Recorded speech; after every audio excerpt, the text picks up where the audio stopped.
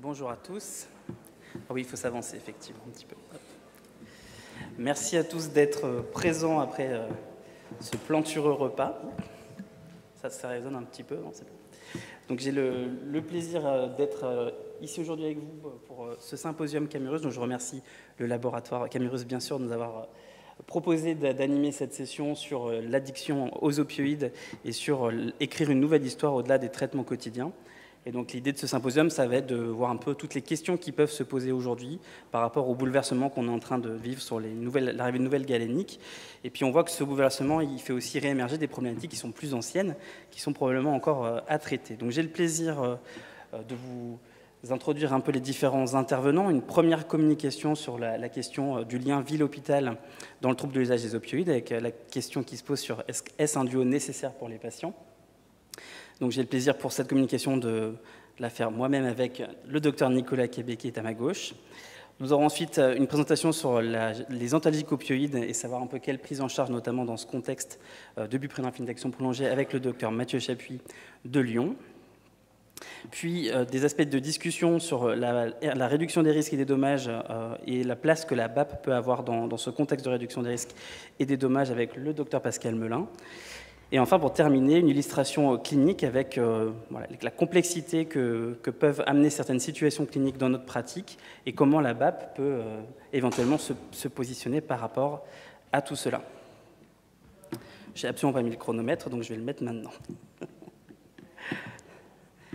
Alors, pour cette première partie, sur cette question du duo ville-hôpital, donc c'est une question qu'on s'est reposée avec Nicolas sur cette dernière année, avec l'arrivée des buprenorphines d'action prolongée et du bouleversement que ça commence déjà à générer. On voit que dans le monde, certains ont pris un petit peu d'avance sur cette question.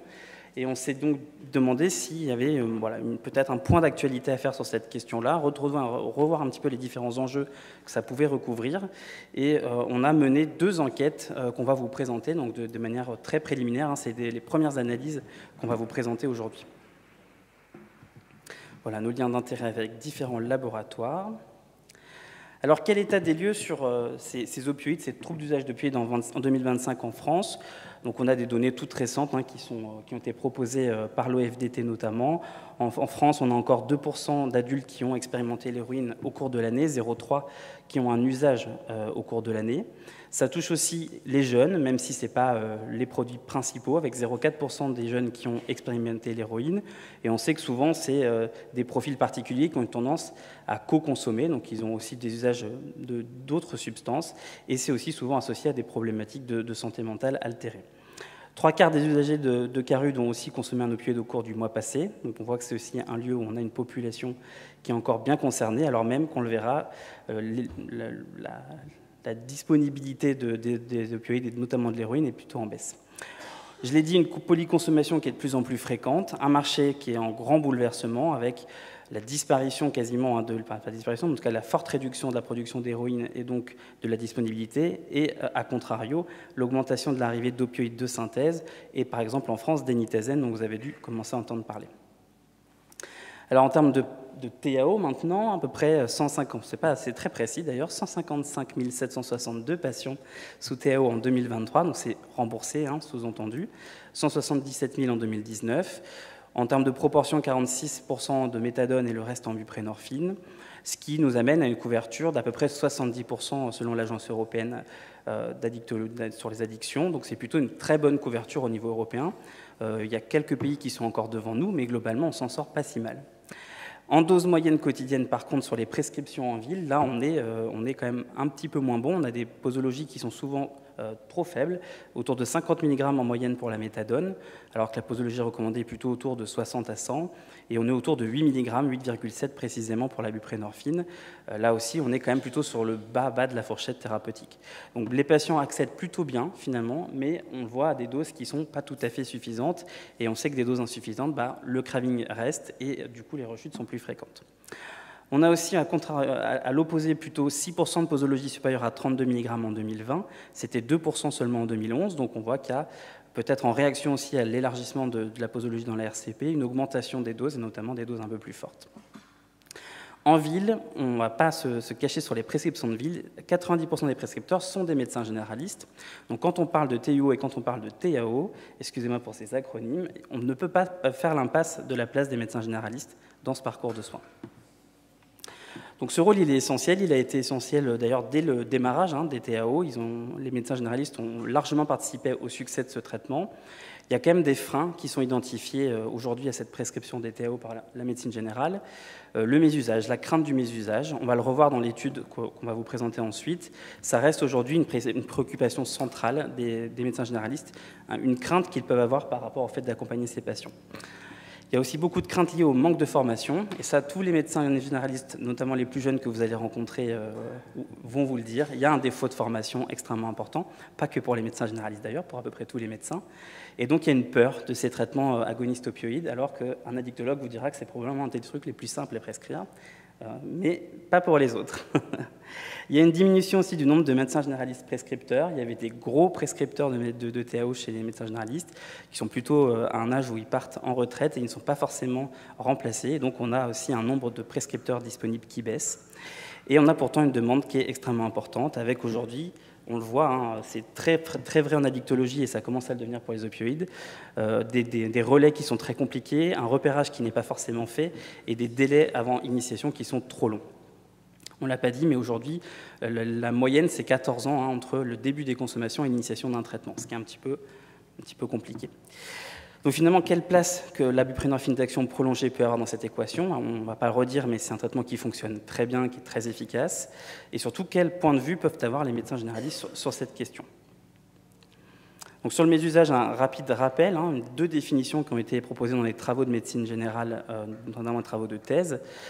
Comportement intentionnel d'utilisation inappropriée du TAO par un usager qui l'expose à des répercussions potentielles sur le plan social, psychologique ou physique. On verra ce que les médecins en pensent tout à l'heure. Et l'usage intentionnel non conforme à la prescription médicale ou sans prescription dans des contextes non encadrés médicalement. Donc, premiers éléments que je vais vous proposer, c'est cette étude qu'on a appelée Babville-MG, parce qu'on n'est pas très originaux. Donc c'est un questionnaire qu'on a mis à disposition des médecins généralistes plutôt en région Normandie. Au moment où on a fait l'extraction de données, on avait 102 répondeurs. 73% de ces médecins sont... Alors c'est tout médecin, vous verrez, ça va de l'interne aux médecins même très âgés. On a 73 ans, je crois, en variable haute. Donc 73% de prescripteurs de TAO dans notre échantillon, majoritairement des petites cohortes à chaque fois, moins de 10 patients par médecin. Une posologie moyenne qui était faible, donc ce qui correspond à la littérature, 5,8 mg pour la buprenorphine quotidienne, 40 mg pour la méthadone. Alors qu'est-ce qu'ils en pensent, les médecins des TAO? On a effectivement une proportion de personnes qui pensent que les patients peuvent être impliqués dans du trafic, mais vous voyez, elle est quand même relativement faible. On est à moins de 30% qui sont complètement d'accord ou assez d'accord avec cette idée. Par contre, on voit que les aspects de marchandage de trox est un petit peu plus élevé, on est autour de 70%. Et pareil pour le mésusage, c'est une de leurs craintes, 70% des médecins généralistes interrogés, alors qu'on verra qu'ils ont plutôt un bon relationnel avec ces patients, pensent qu'effectivement ça peut arriver dans certains contextes. Est-ce que ces médecins pensent que c'est difficile de suivre les patients? En tout cas, qu'est-ce qui peut le rendre difficile? Il y a visiblement la gestion des troubles psychiatriques. Donc on voit que la notion de pathologie duelle est bien intégrée maintenant, je pense, en psychiatrie, en addictologie, et encore peut-être pas partout, mais en tout cas pour les médecins généralistes, ça crée de la difficulté, parce que ça se surajoute aux troubles addictologiques et aux difficultés propres au traitement. Est-ce que le maintien de suivi est difficile? Pour plus de la moitié d'entre eux, ça peut être effectivement le cas. On a encore des personnes qui ont un aspect de perception de manipulation de la part du patient par rapport à ce traitement, des aspects un petit peu transactionnels. Et par contre, 40% seulement pensent que le patient va pouvoir être agressif, a pu être agressif, ce qui a pu générer des difficultés relationnelles. Tu déménages, non? Quelles relations ils ont avec leurs patients?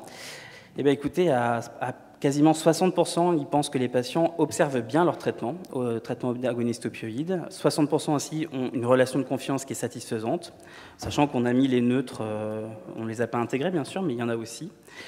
Plus de la moitié pensent que ce sont des patients qui sont plutôt assidus à leur rendez-vous et 70% ont une relation qu'ils décrivent comme positive avec ces patients. Donc vous voyez, c'est un petit peu le paradoxe entre des patients qui sont observants, on a une confiance en eux, ils sont assidus et on a une relation positive, par contre ils vont trafiquer, ils vont marchander leur traitement. Vous voyez un petit peu tout le paradoxe. Et dernier élément, on leur a demandé, pour cette première partie d'enquête, comment ils se sentaient en termes de compétences par rapport aux différentes étapes d'un TAO, donc sur le fait de comment on administre le TAO. Donc là, ils se sentent plutôt en confiance, à 65% sur ces éléments-là. Sur les modalités de délivrance aussi, l'aspect sécurisé, etc., ils sont assez au clair. Sur la partie modalité entretien et suivi du traitement, là aussi, 60% se sentent compétents pour le faire. Et vous voyez que par contre, sur l'initiation, ça chute énormément. Donc on a toute une partie quand même de médecins, 80%, qui ne se sentent pas à l'aise aujourd'hui pour initier un traitement agoniste opioïde avec un patient en cabinet. Dernièrement, sur les modalités de prescription, ça rejoint un peu la modalité de délivrance. On est autour de 60% là aussi de médecins qui se sentent à peu près en confiance. Voilà, donc je vais céder la place à Nicolas. Non, pardon, c'est encore à moi ? C'est encore à moi. Ah oui, pardon. Donc, pour le contrepoint à cette enquête, on a mené à Clermont-Ferrand une étude sur des patients et on leur a demandé aussi leur avis sur l'acceptabilité de cette BAP en ville dans le futur. Donc, on l'a menée entre juin et août 2024. On a interrogé tous les patients qui avaient reçu de l'à peu près d'un film d'action prolongé. On a eu 25 répondeurs à cette enquête. Globalement, les patients nous ont dit qu'ils étaient très favorables à la prescription de la BAP par le médecin généraliste, à 72%. C'est leur premier choix dans 31% des cas, pour 31% de l'échantillon. Et là où ils se sentent le plus à l'aise, c'est pour le renouvellement, à 70%, un peu moins pour l'initiation, à 52%, et vraiment moins pour les modifications de posologie ou l'arrêt du traitement. Et là, en fait, dans les commentaires, on voit qu'ils sont plutôt envie, à ce moment-là, de rencontrer à nouveau un addictologue pour faire le point sur ces étapes un petit peu plus charnières. Quels avantages il nous donne ? La proximité, c'est le médecin, on le connaît bien. Alors c'est à la fois un avantage et c'est un inconvénient aussi, parce que quand c'est le médecin de famille, ça peut aussi leur poser problème, parce qu'il connaît un peu tout le reste de la famille. C'est plus facile d'accès, c'est des horaires qui sont plus simples, il n'y a pas d'horaire de fin de service. Et puis il y a l'aspect aussi de soutien qui a été cité à de nombreuses reprises par les patients. Dernier élément sur cette seconde enquête, les patients sont favorables à l'administration de la BAP en ville, alors par le médecin généraliste lui-même à 64%, à 64%. C'est leur premier choix pour 18% d'entre eux. Avantage à nouveau sur la proximité et la facilité d'accès. Un frein, ce serait le manque de formation éventuellement de leur médecin généraliste. Ils ont besoin, dans tout ce qu'ils nous ont mis comme commentaire, de savoir que le médecin a une formation adaptée à ce type de traitement. On leur a aussi demandé s'ils seraient éventuellement favorables à ce que le pharmacien fasse injection. Ils sont aussi d'accord à 72% et par un infirmier libéral à 76%. Donc on a plusieurs pistes qui éventuellement pourraient s'ouvrir à nous. En tout cas, les patients seraient plutôt favorables. Voilà, là c'est à moi. Hop, je vais mettre le chrono aussi pour pas trop tarder. Je te laisse passer les diapos, je vais regarder ici parce que sinon je vais être obligé de me tordre le cou. Donc on est parti finalement de cet état des lieux initial et la deuxième partie de l'enquête BAPVIL-MG a cherché à regarder dans quelle mesure l'émergence de cette nouvelle forme galénique que peut représenter la buprenorphine d'action prolongée pouvait modifier leur représentation et quel avis ils avaient dessus. Donc très simplement, il y avait un premier volet de l'enquête qui était ce que Julien vous a présenté. Au milieu de l'enquête, une petite fiche qui n'était même pas l'équivalent d'un format A4, concrètement, d'informations sur le produit. Et c'est peut-être mieux comme ça. Et ensuite, on reposait les questions initiales et on voyait dans quelle mesure ça faisait varier sur une information extrêmement courte, extrêmement simple, à quel point ça pouvait déjà générer une variation dans leur représentation. Alors, la première question qui était assez basique, c'était est-ce que vous trouvez ce nouveau traitement intéressant ? On voit quand même que les notes sont quand même franchement regroupées à droite. On a la plupart quand même des répondants qui ont mis une note supérieure à 6. Donc on a clairement un intérêt dans ces molécules-là, sachant qu'on avait déjà demandé en parallèle s'ils étaient déjà exposés à ce type de traitement d'action prolongée, par exemple les antipsychotiques d'action prolongée ou certains traitements en infectiologie, et tous ne sont pas encore à prescrire ce genre de médicaments, mais tous en ont au moins entendu parler. Ensuite, on leur demandait... On a comparé les réponses avant... On a regardé à quel point ils seraient d'accord pour prescrire ce type de médicament et à quel point ils seraient d'accord pour l'administrer. Donc, je vous ai mis à droite un encadré qui regroupe les réponses qui sont plutôt favorables, complètement d'accord et assez d'accord. Et on voit que là aussi, on a un engouement important, puisqu'on est à 70%, plus de 70%, qui seraient d'accord pour le prescrire. Après, je rappelle, hein, une simple information d'une demi-page, et la moitié qui serait déjà prêt à l'administrer, ce que je trouve assez courageux. Personnellement, moi, il m'a fallu un petit peu plus de temps pour me décider à le faire, mais oui, on voit qu'on peut emporter l'enthousiasme déjà de la moitié des répondants. En termes ensuite d'évolution, alors on a fait le choix de vous présenter vraiment les données de manière un peu panoramique, ça fait beaucoup de chiffres, mais je vais extraire les messages les plus intéressants peut-être. C'est qu'on voit que sur le risque de mésusage qui était franchement mis en avant par les répondeurs, on a quand même un taux de réponse qui s'effondre, on passe de 70% des répondants qui sont d'accord pour dire qu'il y a un risque de mésusage à 30% seulement avec la possibilité d'avoir une buprénorphine d'action prolongée. On voit aussi qu'on fait s'effondrer la crainte d'un éventuel marchandage troc et que dans le trafic qui était déjà pas très élevé, on diminue pratiquement de moitié ce risque-là. Ça semble assez logique, hein. Le patient n'a pas le médicament dans les mains à aucun moment, il n'a même pas d'ordonnance qui traîne en fait, donc je suis assez content, on est assez content qu'ils aient compris l'intérêt de cette molécule-là, ne serait-ce qu'en termes de logistique pure. Ensuite, en termes de difficultés liées au suivi, alors c'est intéressant, on voit qu'il y a des gens qui étaient déjà convaincus, c'est ceux qui de base n'étaient pas d'accord pour dire que c'était un problème. Là, dans ces catégories-là, on voit que ça bouge pratiquement pas. Donc les convaincus, ils sont déjà convaincus, ça ne fait rien changer pour eux. Par contre, beaucoup de ceux qui étaient d'accord avec le fait qu'il y ait des limites, on voit qu'on les fait basculer dans une zone de neutralité. Donc ils sont à convaincre, mais au moins la porte est ouverte, là où elle était franchement fermée jusqu'ici. Là où par contre on a un vrai mouvement qui s'opère, c'est sur la dimension de manipulation, ce qui est quand même très, très intéressant parce que c'est vraiment ce qui va miner la relation thérapeutique avec toujours cette image du patient toxico qui veut me manipuler, qui me ment, etc. Et ça, on arrive à le faire bouger avec la perspective d'une nouvelle galénique. En termes de relation aux patients, c'est un peu le même principe, hein. Ceux qui avaient déjà une relation positive, ça ne les fait pas plus bouger que ça. Par contre, on arrive quand même à avoir des résultats qui se maintiennent. En termes d'assiduité, on renforce, enfin du moins, on vient générer des neutres en plus dans le tableau. On vient grignoter aussi sur la relation de confiance et par contre sur l'observance. On s'attendait tous les deux à ce que ça bouge plus que ça, mais on passe de 50 à 70, c'est pas mal. Je ne vois pas bien comment on pourrait ne pas être observant d'un traitement qui est injecté devant un soignant, donc on aurait dû avoir 100%, mais bon, on emporte quand même 20% de plus dans l'idée qu'avoir un traitement en injection hebdomadaire ou mensuelle, ça permet d'améliorer l'observance. Pour ce qui est de leur sensation de compétence par rapport au TAO en général, ce qu'on observe, c'est que finalement, on a une petite frange de résistants. Hein. Ils ne se sentaient pas compétents avant, ils ne se sentent pas plus compétents après sur le fait de prescrire. Mais par contre, là encore, on va, dans la plupart des paramètres, obtenir du positif. Ce qui est un petit peu plus, enfin, qui n'est pas interpellant, mais qui est assez logique, c'est qu'une demi-page de formation, ce n'est pas suffisant, manifestement, pour les mettre en confiance pour la prescription. D'une certaine manière, je trouve que c'est bien, c'est qu'il y a un peu de réflexivité sur les pratiques. On leur ouvre une nouvelle possibilité, mais il faut quand même leur donner un peu plus d'informations que ça pour qu'ils se sentent compétents. Donc voilà, on n'a pas plus de gens qui ne se sentent pas d'accord pour être compétents, mais on a généré de la neutralité qu'il va falloir aller chercher en termes de formation. Par contre, on fait vraiment reculer sur la crainte, le manque de compétences à l'initiation, on fait franchement reculer les choses. Pareil pour le suivi. Sur la délivrance, pas vraiment. Donc là encore, il y aura des choses qui vont être intéressantes, mais on observe qu'on fait carrément perdre du sentiment de compétence, mais c'est logique, hein, ils ne connaissent pas ce truc-là. On ne va pas d'un seul coup les rendre compétents avec une demi-page d'information. Et enfin, sur l'administration, c'est pareil. Là encore, on a généré, pas de l'incertitude, mais je dirais un questionnement sur les pratiques qui est tout à fait légitime et qui justifiera d'accompagner finalement cette disponibilité en ville par des formations adaptées.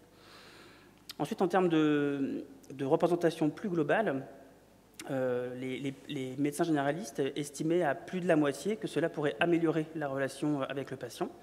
Et dans ceux qui ne répondent pas oui, on a quand même beaucoup de neutres, donc qui ont besoin de voir pour croire, vraisemblablement, et on a une petite frange, par contre, qui pense que ce ne sera pas un élément d'amélioration. On va générer très nettement un sentiment de confiance, enfin une augmentation de la confiance dans le fait de renouveler le traitement. Vous voyez que là, on est pratiquement à 65%. Et là encore, on a une petite frange marginale qu'il va falloir aller conquérir pied à pied. Mais néanmoins, voilà, on a les 25% de neutres qui sera intéressant d'aller chercher pour les rassurer. Par contre, ça rejoint ce que disait Julien, hein, la confiance dans l'initiation, elle n'est clairement pas là. Je pense qu'on est dans un vrai duo parce qu'il va falloir que les addictologues et les MedG communiquent, se parlent et qu'il y ait au moins au départ sur l'initiation quelque chose de commun qui se construise, que ce soit des staffs, que ce soit une initiation par les services spécialisés. Là, il y a de l'inquiétude qu'il va falloir accompagner. Et je suis à 6 minutes, ça va, tout va bien. Alors ensuite, on s'est intéressé aux partenaires que les médecins généralistes pourraient envisager dans un éventuel parcours BAP en ville. On voit que très clairement, tout le monde est plutôt favorablement accueilli. Il y a un partenaire qui n'est pas retenu, on va dire, c'est les pharmaciens. Alors, au-delà de ce qu'on peut penser de ce résultat, je rappelle juste que l'enquête s'est faite au moment où il y a eu une certaine tension entre les syndicats de médecine générale et les pharmaciens sur la vaccination par les pharmaciens, et donc l'injection de fait en pharmacie. On pense que ça a biaisé un petit peu les réponses et que ça a généré cette espèce de contre-signal sur les pharmaciens, parce que vraisemblablement les pharmaciens auront une place importante dans un tel dispositif. Mais, voilà. Mais sinon, clairement, les médecins sont prêts à travailler avec des infirmiers, prêts à travailler avec d'autres médecins généralistes. Ils sont très prêts à travailler avec les addictologues, mais aussi avec les psychiatres libéraux qui pourraient tout à fait être des partenaires sur un parcours pareil. En termes de retour qualitatif, on a pu noter thématiquement des craintes liées à l'utilisation de la BAP en cabinet, avec un manque de formation et d'expérience. Là encore, c'est quelque chose qui peut facilement s'adresser. Des contraintes organisationnelles, ils évoquent la surcharge de travail, le contexte du cabinet, mais ça, j'ai les mêmes réponses quand je fais des enquêtes sur le repérage des consommations d'alcool. Il va être temps qu'on ait des consultations longues d'addictologie en médecine générale qui permettent aux médecins de prendre ce temps-là. Ils évoquent aussi les risques médicaux, mais ça, c'est lié à l'injection elle-même, et il y a toujours cette notion de mésusage qui persiste quand même dans les retours. On leur a demandé aussi quel serait qualitativement le cadre idéal de prescription de la BAP en cabinet, étant entendu qu'actuellement la BAP n'est pas disponible en primo-prescription par le médecin généraliste. Et donc eux évoquent plutôt spontanément une prescription initiale spécialisée puis un relais en ville, une collaboration pluridisciplinaire et des protocoles partagés, un cadre qui resterait sécurisé avec ordonnance, délivrance et suivi documenté, et une administration qui serait encadrée par un professionnel de santé formé. Donc en conclusion, comme vous l'a dit Julien, les opioïdes, les TAO, c'est une problématique qui reste majeure. C'est peut-être moins fréquent que d'autres choses, mais il y a vraiment des leviers à travailler. On a un partenariat ville-hôpital qui aujourd'hui marche, enfin ville-hôpital, mais en fait c'est plutôt addictologie spécialisée et ville qui est crucial, mais qui ne marche pas très bien, avec des centres spécialisés qui débordent et un relais en ville, une coopération qui est difficile et qui va l'être de plus en plus du fait de la démographie médicale.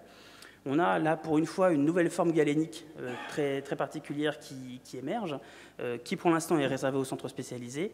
Et on a les deux plus concernés du lot, c'est-à-dire les médecins généralistes et les patients, qui, eux, font preuve d'un intérêt pour cette ouverture à la ville, qui, comme l'a dit Julien, est déjà possible dans d'autres pays, comme par exemple l'Australie.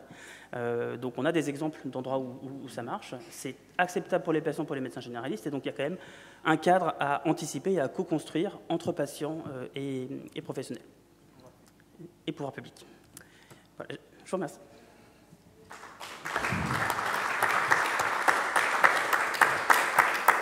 Merci. Donc on passe la parole à Mathieu. Vas-y. C'est ça qu'on fait tourner le... On s'installe, merci. J'ai le micro, c'est tout bon.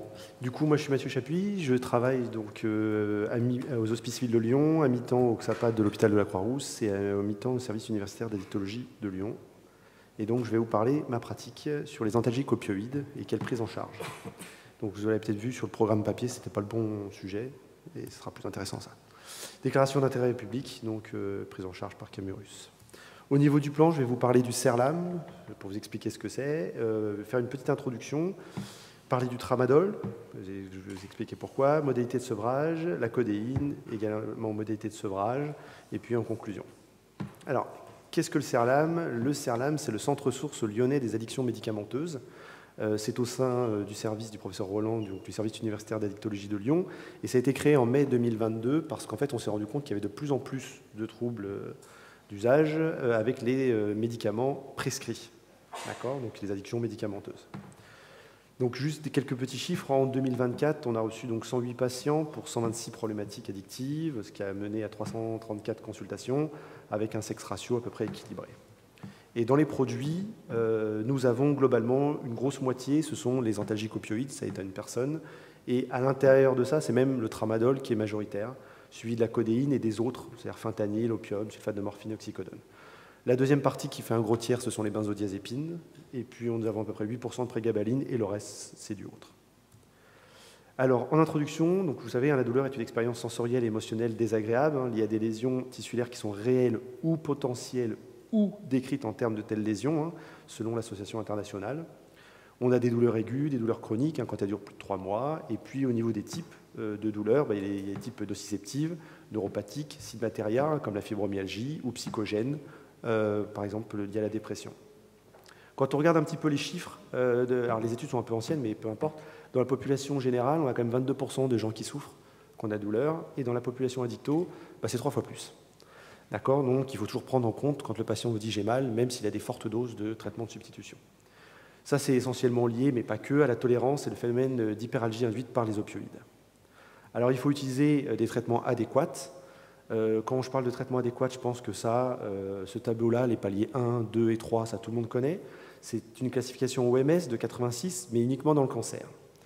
Et en fait, si cette classification était utile, elle compare 1 mg pour 1 mg et ainsi de suite. Donc la classification, elle est juste. En pratique clinique, c'est une absurdité. C'est pour ça qu'il ne faut plus l'utiliser. Parce que pour que ça soit efficace, des opioïdes dits faibles, on en met des centaines de milligrammes pour avoir l'effet clinique. Donc on se retrouve avec des médicaments qui ont la même action et les mêmes problématiques. Et donc c'est pour ça que dans les recommandations HAS de 2022, il y a 2 classes. Il y a les en antalgique, hein, il y a les opioïdes et les non-opioïdes. Donc il faut arrêter de parler avec ces paliers, ça n'a plus de sens. Je ne vais pas parler de la douleur, ce n'est pas l'objectif, mais vous connaissez probablement la classification de Lussier et Beaulieu qui permet d'utiliser les bons traitements selon le bon type de douleur. Alors, en 2024, quand on prend la consommation d'antalgiques en France, ça concerne donc 22%, ce sont des opioïdes, donc ça fait 12 millions de Français qui prennent des opioïdes chaque année. Et essentiellement, donc, puisque c'est plus de 90%, plus de 9 personnes sur 10 prennent soit du tramadol, soit de la codéine. Les cas de mésusage dans la littérature depuis 2017 avec le tramadol ont été multipliés par 2, et ça c'est uniquement ce qui est déclaré, donc il y a une sous-notification. 29% des usagers de codéine et 39% des usagers de tramadol présentent un comportement de trouble d'usage de leur traitement en France. En parallèle, et ça je pense que vous connaissez l'étude OSIAP, qui est les ordonnances falsifiées. Donc sur les dernières données de 2023, il y a eu 3317 ordonnances falsifiées qui ont été détectées, repérées et déclarées. Et le premier produit pour lequel les gens font des fausses ordonnances, c'est le paracétamol. Alors non pas qu'il y ait un mésusage qu'il y ait des troubles d'usage du paracétamol, c'est juste simplement parce que les Français ne veulent pas le payer. C'est un médicament, ça ne se paye pas. Mais si on regarde en 2 et 3, alors c'est petit, je suis désolé, et en 2, vous avez le tramadol, et en 3, vous avez la codéine. Et puis en 4, les GLP-1 pour maigrir. Ce qui a amené à une décision de police sanitaire de la NSM pour que, depuis le 1er mars 2025, le tramadol et la codéine soient sur prescription sécurisée. Donc vous connaissez bien, ou e-prescription, qui normalement, d'après les textes de loi, sont obligatoires depuis le 1er janvier 2025. Mais beaucoup de structures, beaucoup d'hôpitaux en France en sont très très loin. En tout cas, par exemple à Lyon, on est en incapacité de faire des prescriptions électroniques. Donc on continue sur les prescriptions sécurisées. Quand on regarde un peu partout dans le monde, le tramadol, il y a des mésusages absolument partout. Vous voyez, en Asie, à Singapour, ils estiment qu'il y a 25% des gens qui mésusent le tramadol. Ils essayent de les repérer avec la GAT7 ou le PHQ9, d'accord. Aux États-Unis, ils étaient contents en disant, alors attention, les chiffres sont un petit peu anciens, c'est 2015-2017, ils disaient qu'on n'a que 4%. Ils étaient contents parce qu'ils avaient le double avec les autres. Et puis selon les pays européens, et pareil en Afrique. Alors je vais juste vous parler un petit peu du tramadol, parce que pour comprendre un peu la complexité de cette prise en charge, c'est un médicament qui est né dans les années 60, autorisé en 77 comme antalgique, une production en racémique. Alors ça ne va peut-être pas vous parler à tout le monde. Je vous invite donc à mettre vos lunettes 3D. Pourquoi je vous parle de ça? Parce qu'une production racémique, c'est l'image l'une de l'autre dans un miroir. C'est comme vos mains, d'accord? Ce sont les mêmes molécules, mais elles ne peuvent pas se superposer. Pourquoi je vous parle de ça? Parce que la forme dextrogir est agoniste récepteur mu, antalgique opioïde classique, mais également inhibiteur de la recapture de la sérotonine, qui a une action antidépresseur.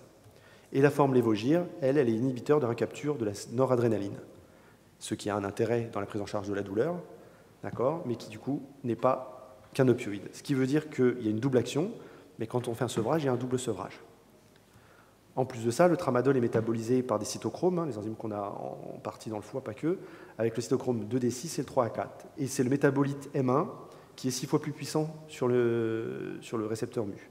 Le problème, c'est que vous avez des interactions. Par exemple, un patient, je prends un exemple, qui est sous escitalopram. L'escitalopram inhibe le 2D6. Donc il n'y a aucun intérêt de mettre du tramadol à ces patients-là. Et en plus de ça, il y a un polymorphisme qui est très connu. Chez les caucasiens, vous avez 7% des gens qui ont une enzyme qui ne fonctionne pas. Donc le tramadol ne fonctionnera pas. Et puis à l'inverse, vous avez 1% des gens qui ont une activité ultra rapide. Alors, comment on prend en charge le tramadol? Donc, c'est toujours une décision partagée par le patient. Vous avez premièrement les traitements de substitution. Donc, vous avez la buprenorphine. L'avantage, c'est une instauration par titration rapide. Alors, de préférence en forme lyophilisable, parce que c'est plus simple à prendre, mais on fait comme le patient le souhaite. Il va falloir faire la gestion du comportemental, parce que souvent les gens ont le comportement d'avaler beaucoup de libération immédiate. Et puis, il y a une possibilité avec les BAP. Vous avez également la méthadone. Donc là, l'instauration se fait par titration, un peu plus lente. Il y a un avantage s'il y a des persistances de douleur en fractionnant pour l'effet kétamine-like. Attention au sevrage ISR-SNA. Donc en général, quand on prend un traitement de substitution, il faut rajouter un ISRS plus ou moins NA. D'accord. Sinon, il y a un sevrage sérotoninergique. Et le sevrage sérotoninergique, vous savez, c'est céphalée, troubles digestifs, insomnie, anxiété. Et les patients vont vous dire, je suis en manque d'opioïdes. Or, en fait, c'est un manque, pas d'opioïdes. La deuxième possibilité, c'est de faire un sevrage progressif du tramadol, ce que j'aime bien parce que ça fait un double sevrage. Donc, en règle générale, déjà, supprimer le paracétamol quand il est associé avec certaines galéniques. D'accord. Switcher vers des formes libération immédiate vers libération prolongée. Il existe des formes libération prolongée 12 heures ou 24 heures. D'accord. Et puis, on va faire une réduction progressive des doses et je vais vous montrer comment. D'accord. Donc, juste pour votre information, la forme libération prolongée à 50 mg, elle n'existe qu'auprès de 2 laboratoires. Tous les autres laboratoires font du 50 mg LI. Donc, il faut bien faire attention, parce qu'on a eu quelques gags. Des fois, le pharmacien n'était pas au courant, il mettait du LI à la place du LP, même si on avait écrit LP. Et puis, il y a une spécialité, Monocrixo, pour citer, il n'y en a plus qu'une, qui fait de la libération prolongée sur 24 heures et qui peut faire un peu forme de traitement de substitution. Donc, je pose la question au patient, vous en prenez combien de la libération immédiate? Alors, 1, 2, 3, 4, je vous laisse passer les chiffres, ça peut monter très haut. Et puis, en général, le premier mois, je fais une équivalence avec des formes à libération prolongée, soit LP 12 heures, donc matin et soir, soit du 24 heures. Attention quand même, j'ai eu le cas d'un patient qui m'a dit « c'est génial votre LP 24 heures ». Je me suis dit « il y a un loup ». Et il a fini par me dire « je les croque ». Donc, en fait, il casse la libération prolongée, il avait un pic, un shoot massif de tramadol. Voilà, j'ai eu qu'un seul, mais il faut faire attention. Ok, puis ensuite, réduction des doses. Donc, on va pouvoir, quand il part de très très haut, c'est assez facile de baisser de 50 mg en 50 mg, surtout quand c'est du LP 24 heures. Sur 24 heures, c'est assez simple. Puis, au bout d'un moment, ça passe plus. Et donc, je vais réduire un petit peu. Et puis, je peux éventuellement utiliser des gouttes, puisqu'il existe des solutions buvables de tramadol. Donc, une goutte, c'est 2,5 mg de tramadol. Un flacon, c'est 400 gouttes. Et donc, ce que je fais souvent, c'est je vais mettre 10 gouttes, par exemple, le matin et le midi. Et puis après, la première semaine, puis la deuxième semaine 9, puis 8, et ainsi de suite. Ce qui prend à peu près 2 mois et demi, et ça permet de diminuer progressivement. Sur la codéine, c'est comme la morphine, à part que vous voyez le petit CH3 qui est entouré. Elle passe par le 2D6 avec le polymorphisme qui existe aussi beaucoup. C'est d'ailleurs pour ça que vous avez des patients qui vous disent des fois la codéine, ça ne marche pas chez moi. Peut-être qu'ils font partie des 7% des caucasiens, l'enzyme ne fonctionne pas. Et donc, il n'y a pas de transformation de la codéine qui est inactive en morphine qui est active. Ce qui est marrant aussi, c'est que les patients disent « non, mais moi, je ne prends pas de morphine », alors qu'ils bouffent des dizaines de comprimés de codéine. Je leur explique que si, finalement, ils prennent de la morphine. Donc là, c'est pareil, décision partagée par le patient, traitement de substitution, soit la buprenorphine, idem, instauration par titration rapide avec des formes. Nous, on utilise beaucoup la forme lyophilisate dans le cas du Serlam, parce que les gens ne sont pas mère Subutex, et que c'est plus simple à prendre, d'accord. Il faut gérer le comportemental, qui est souvent associé, et on a la possibilité de mettre des buprenorphines d'action prolongée. Vous avez la méthadone, s'il y a une instauration avec des douleurs, c'est utile. Mais par contre, il faut prendre en charge les substances actives, en fait, parce que souvent, il y a des associations. Et là, je prends l'exemple d'une patiente qui, ça fait 20 ans qu'elle prend, alors sur des migraines initialement, elle prenait la spécialité Prontalgine, et entre 25 et 30 comprimés par jour. Et donc, dans cette spécialité, si on ne sait pas, on regarde paracétamol, 400 mg par comprimé, donc ça faisait à peu près 12 grammes par jour, codéine, 600, et puis caféine, 50. Elle avait déjà vu un addictologue qui l'avait instauré avec du TSO, buprenorphine, 4 mg, sauf qu'elle était complètement sédatée. Et donc, en fait, elle a arrêté. Donc, l'addictologue a dit « je vais vous mettre 2 mg », complètement sédatée. La patiente a dit « j'arrête votre truc, je continue avec ma Prontalgine ». Il savait en fait que cette patiente-là, elle avait l'équivalent de 15 à 25 expressos par jour avec la caféine, et que du coup, en fait, elle avait un sevrage. Et donc, en fait, pour la prendre en charge, pas le choix, en fait, que de faire une préparation magistrale. Et donc, en gros, j'ai prescrit une préparation magistrale, donc où il faut mettre la petite phrase pour que ce soit remboursé, prescription à but thérapeutique en l'absence de spécialité équivalente disponible, en faisant des gélules avec que de la codéine et que de la caféine, que je vais diminuer au fur et à mesure. Voilà, pour faire simple. Actuellement, elle n'est plus qu'à 6 gélules par jour, et comme elle a un petit peu de mal à baisser la codéine, j'ai travaillé que sur la caféine pour diminuer. Donc, on travaille toujours le sevrage. Les préparations magistrales, ce qu'il faut savoir, c'est que toutes les pharmacies n'en font pas, mais elles peuvent toutes sous-traiter. D'accord, il faut cette mention obligatoire. Alors aussi, autre information, si le pharmacien a un petit peu peur de ne pas être remboursé et qu'il appelle la caisse, ce qui arrive de temps en temps, il y aura un refus systématique. Pourquoi? Parce que la caisse va vous sortir à chaque fois, nous, selon notre circulaire de 2008, pondue par quelqu'un dans un bureau en région parisienne, c'est noté que l'adaptation des posologies dans le cadre des traitements destinés à la pédiatrie ou à la gériatrie, on peut, le reste, c'est refus. Le problème, c'est que quand on va un peu plus loin dans cette circulaire, certes, il y a le point 2.1.1, okay, qui précise ça, mais vous avez aussi le 2.2 qui précise qu'un recensement non exhaustif des préparations remboursables. Et à chaque fois, on bute toujours sur le « Ah non, non, c'est pas de la pédiatrie, c'est pas de la gériatrie, on ne rembourse pas. » Voilà. Par contre, tous les pharmaciens qui ne posent pas la question, qui envoient au remboursement, il n'y en a aucun qui me dit « J'ai eu un souci de remboursement, c'est remboursé. » Donc en fait, on appelle le pharmacien en disant « Vous faites la préparation magistrale, j'ai l'habitude, pas de souci, je ne sais pas faire. » Je dis « Vous la passez en remboursement, il n'y aura pas de problème. Si vous appelez la Sécu va vous dire un nom d'office. » Ce qui est une connerie. Mais bon. Surtout qu'en plus, il y a la loi, et il y a l'article R163.1 du Code de la sécurité sociale qui précise que c'est remboursable avec certaines conditions. D'accord? Donc les conditions, ce n'est pas de truc homéopathique, il faut effectivement qu'il y ait un but thérapeutique, il faut que les matières premières soient à la pharmacopée, que ce soit, mais c'est évident dans une pharmacie. D'accord? Et surtout, il faut qu'il n'existe pas des galéniques disponibles. C'est-à-dire qu'on ne peut pas faire des préparations magistrales de quelque chose qui existe déjà, ainsi de suite. Voilà en gros. Maintenant, je prends deux exemples. C'est bon, j'ai le temps. C'est bon. À la place de la BAP, je vais vous prendre l'exemple d'une patiente de 40 ans, donc elle est insérée, secrétaire médicale, elle a des enfants. Voilà. Trouble d'usage au tramadol, elle était jusqu'à 16 comprimés par jour, hein, que la libération immédiate, bien évidemment. Elle a voulu, comme souvent les patients, comme ils connaissent le tramadol, ils veulent rester au tramadol, d'essayer de diminuer. Échec, n'a pas réussi. Donc nous l'avons mise sous buprenorphine, jusqu'à 18 mg. Donc elle voulait que des comprimés de 2 parce qu'il y avait du comportemental. Hein. Elle les explique, mais vous avez l'habitude, hein, un client m'engueule, un patient, le médecin n'est pas content. À chaque fois, elle prenait un comprimé, donc ça faisait beaucoup dans la journée. Et puis, on a mis de la sertraline pour cette patiente-là, pour couvrir ce que je vous ai expliqué, hein, le côté ISRSNA, enfin la ISRS. Et puis, on a essayé de réduire ces comprimés. On a fini par arriver avec 8 mg, 2 et 8.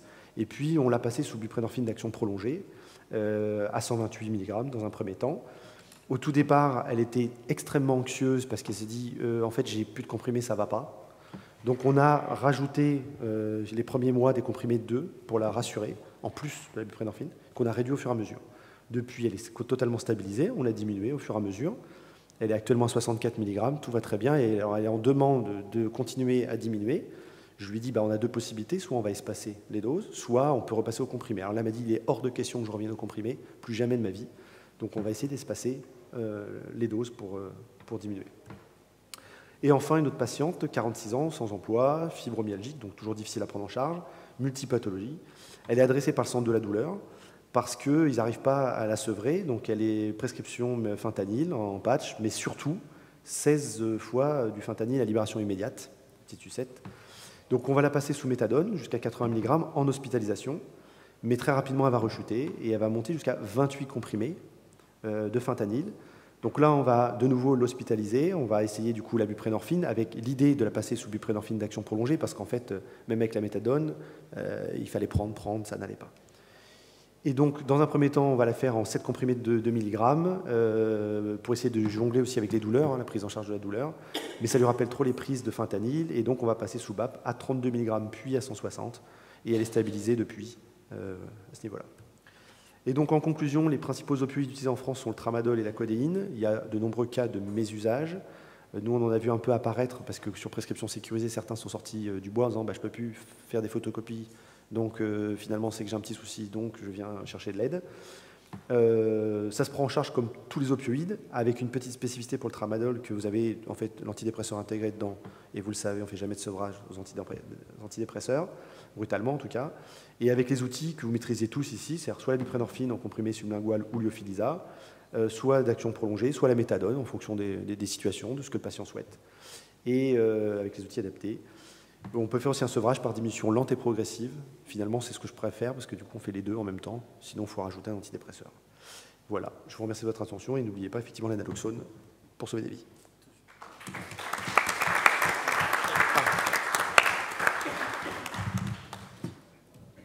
C'est bon, non ? Ouais.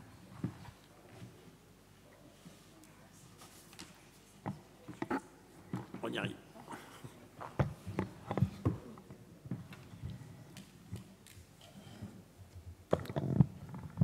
Bonjour, je m'appelle Pascal Mélin, je suis responsable du service de médecine interne et d'addictologie à l'hôpital de Saint-Dizier dans la Haute-Marne et je travaille aussi au XAPA de la Haute-Marne. Donc mes liens d'intérêt.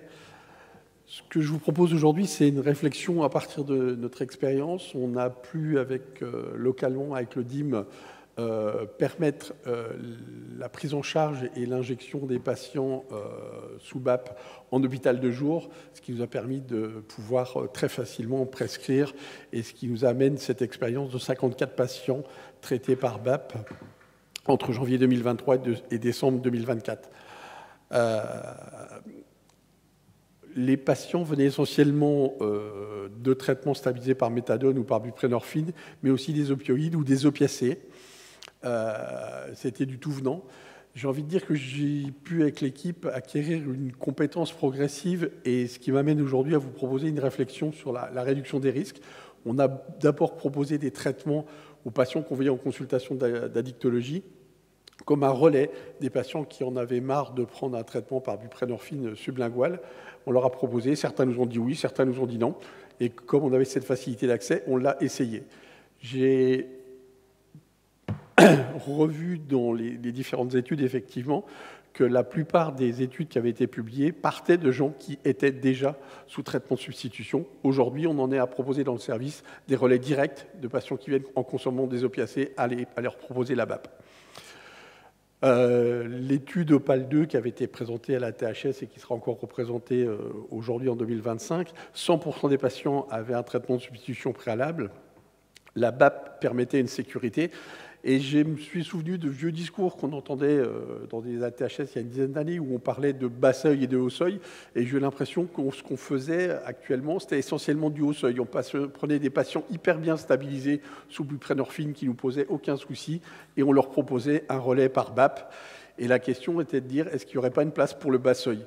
Est-ce que ce n'est pas les patients les plus compliqués à gérer qui pourraient tirer le plus de bénéfices de la BAP ? C'est l'expérience que je voudrais vous proposer aujourd'hui.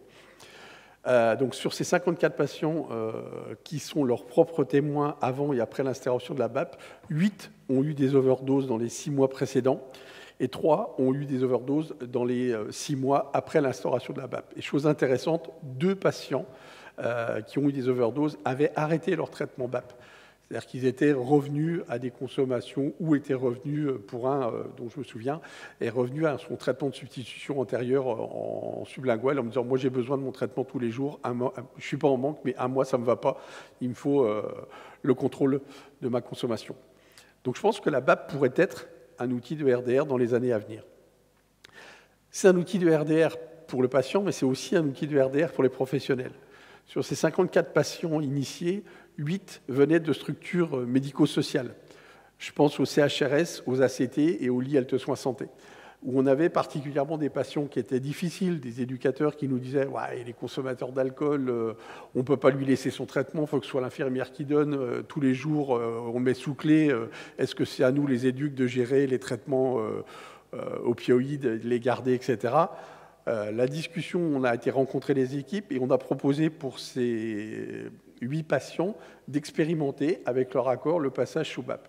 Les patients l'ont accepté, on n'a fait aucun traitement, on n'a forcé aucun patient bien sûr, et 6 sont toujours suivis, en moyenne 1,8 ans après, ce qui nous amène à un taux de rétention de 75%, ce qui est énorme, et toutes les études consacrées en addictologie tournent entre 60 et 80% de rétention avec les BAP. Donc ces patients qui sont hyper précaires, qui sont dans des CHRS, qui étaient des patients difficiles à traiter, qui étaient dans le mésusage, etc., ont tiré un bénéfice, on a pu calmer le jeu de la prise en charge médico-sociale, et tout le monde a été satisfait. Et sur les 2 patients qui ont abandonné, on peut faire un petit focus là-dessus. Il y a un patient qui était géorgien, qui a été expulsé, et avant de l'expulser pour la Géorgie, on s'est dépêché de leur mettre sous buprenorphine sublingual pour qu'ils puissent prendre leur lait en rentrant en Géorgie. Et une patiente dont j'adore raconter l'histoire, c'est une patiente avec une fracture du calcanéum. Elle n'avait pas le droit de résider dans le département de la Haute-Marne et quand la descente de police vient chez son copain, elle trouve rien de mieux que de sauter du 3e étage pour échapper à la police. Elle se fracture les 2 calcas, elle arrive aux urgences, elle monte en chirurgie, elle fait son syndrome de manque, le chirurgien ne veut pas l'opérer, c'est le bordel, etc. On m'appelle à la rescousse et on propose un traitement par BAP pour calmer tout le monde. Elle dit « ok, je prends mon traitement par BAP ». Elle a été traitée et à la fin, Elle a fait tout son traitement orthopédique, elle a pu être opérée, et à la fin, elle est venue me dire « je préfère repasser aux opiacés ». Elle est toujours suivie, on la voit, mais c'était juste un traitement par BAP qui a permis de sécuriser la prise en charge orthopédique. Donc je veux bien dire que c'est... Oui, ils ne sont pas dans la rétention, mais pour autant, pour moi, c'est quand même des gens à qui on a permis un accès aux soins. Donc en termes de réduction des risques, à mon avis, on a été bon. La BAP, c'est aussi en détention. Je n'ai pas l'expérience de la détention. Fadi est là, il pourrait en parler beaucoup mieux que moi. Il y a beaucoup de prisons qui sont adoptées la BAP parce que c'est effectivement, ça évite le mésusage, ça évite le trafic, c'est une forme de sécurité, c'est une sécurité pour le personnel. Pour voyager, nous, on a un jeune homme turc qu'on a traité par BAP qui a pu aller embrasser sa grand-mère qui allait mourir. Il m'a dit, ça faisait 10 ans que je n'étais pas rentré en Turquie, vous ne rentrez pas en Turquie avec de la buprenorphine dans les poches. Mais dans la fesse, oui. Ça, c'était super. On l'a fait aussi en cancérologie pour des patients qui sont en train de... Je pense à une dame qui est en train de tout doucement partir d'un néo-IRL et qui n'arrive plus du tout à déglutir aucun traitement. Mais on l'a passé sous BAP très tôt dans son parcours pour lui permettre d'avoir un accompagnement avec les soins palliatifs et on augmente à visée antalgique. Pour les patients SDF, on l'a fait avec 3 patients SDF. Et là aussi, ça évite le racket, ça évite de paumer son traitement. Et ça, je pense que c'est de la réduction des risques de première ligne. Qui oserait aujourd'hui proposer une BAP à des patients qui sont SDF? On l'a essayé, et ça marche plutôt pas mal et ça nous donne un éclairage différent sur notre pratique. Pour les migrants, quelqu'un qui arrive et qui est migrant et qui est à la recherche d'avoir de l'argent, etc., mais très vite, on va venir lui proposer de revendre son traitement. À partir du moment où on l'a injecté avec son accord, il ne peut pas revendre son traitement. Donc on le sécurise, oui, mais on sécurise aussi le rapport avec les travailleurs sociaux. Ça, c'était hyper intéressant. Et puis aujourd'hui, on a 4 patients sur 54 qui sont des consommateurs d'héroïne directe et qui sont passés directement à la BAP avec des tests tout à fait intéressants. Je veux juste attirer votre attention en disant, je ne suis pas dans le monde des bisounours, hein, loin de là. 15 patients sur 54 étaient des sniffeurs de buprenorphine. Donc ce n'est pas des enfants de cœur. Sauf que, méfions-nous, les sniffeurs de buprenorphine, la biodisponibilité n'est pas du tout la même. Donc dans les recos qu'on nous fait sur à quelle dose de buprenorphine vous allez passer à quelle dose de BAP, attention, si vous faites ça, on est en dessous et les patients, vous ne les stabiliserez pas. Donc il faut très vite écouter les patients, se faire la main, pas hésiter. Moi je dis maintenant, j'hésite pas à taper plutôt un peu au-dessus. Et le patient qui me dit, je pique un peu du nez, je suis un peu endormi, on revient en dessous, mais pas hésiter à aller au-dessus. Et puis 3 patients sur 54 étaient des injecteurs de traitement. On en a un qui on a évité l'amputation d'un bras. Il s'injectait, il est arrivé avec une nécrose, c'était affreux. Voilà, ça a permis, il retravaille aujourd'hui, il est toujours en fonderie. Ça lui a permis de lui sauver son bras. Donc attention biodisponibilité aux équivalents de doses.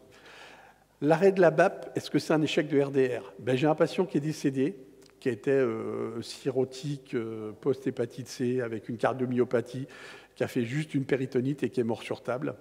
Il était sous BAP. 3 patients incarcérés sans poursuite de la BAP. Et là, ce n'est pas des échecs pour moi, c'est les médecins du monde carcéral qui ont décidé de l'arrêter à l'entrée en disant on ne va pas s'ennuyer à reprendre le relais de la BAP, c'est compliqué à voir. Allez hop, on les remet sous buprenorphine.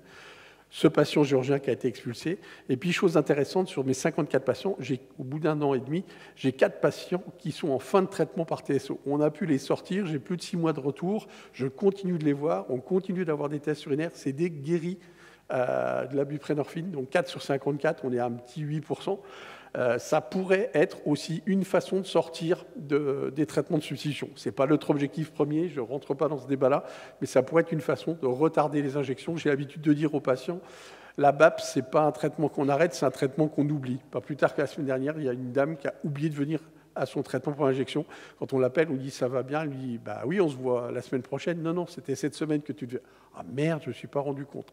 Donc c'est des traitements qu'on peut oublier et on va pouvoir capitaliser. Il s'est passé quoi dans cette semaine où vous avez oublié votre traitement? Et puis une expérience prometteuse, une fois de plus, je ne suis pas dans le monde des bisounours, mais je vous raconte, j'ai osé mettre un traitement par BAP à une jeune femme enceinte dans une histoire un peu particulière. Une femme tombe enceinte de son dealer qui négocie un rapport sexuel contre sa dose. Je veux dire, classique, on va dire ça comme ça. Sauf qu'elle se retrouve enceinte et dans le bordel ambiant de son addiction, elle ne se rend pas compte qu'elle est enceinte. Elle a déjà eu un avortement et quand elle arrive pour demander un deuxième avortement, le gynéco lui dit « vous avez dépassé le terme, il faudra aller au bout ». Elle a juste comme particularité d'être épileptique, elle a une mucoviscidose, elle sait qu'elle est condamnée à 3 ans. et on lui demande d'aller au bout de sa grossesse, ce qui n'est pas forcément simple. Et elle consomme des produits, et moi je la découvre en réanimation. Elle a fait un état de mal épileptique sur un état de manque, elle est intubée, et les gynécos me disent, ben voilà, on a une menace d'accouchement prématuré, qu'est-ce qu'on fait? Le bébé, il n'est pas viable dans l'état là, qu'est-ce que tu nous proposes?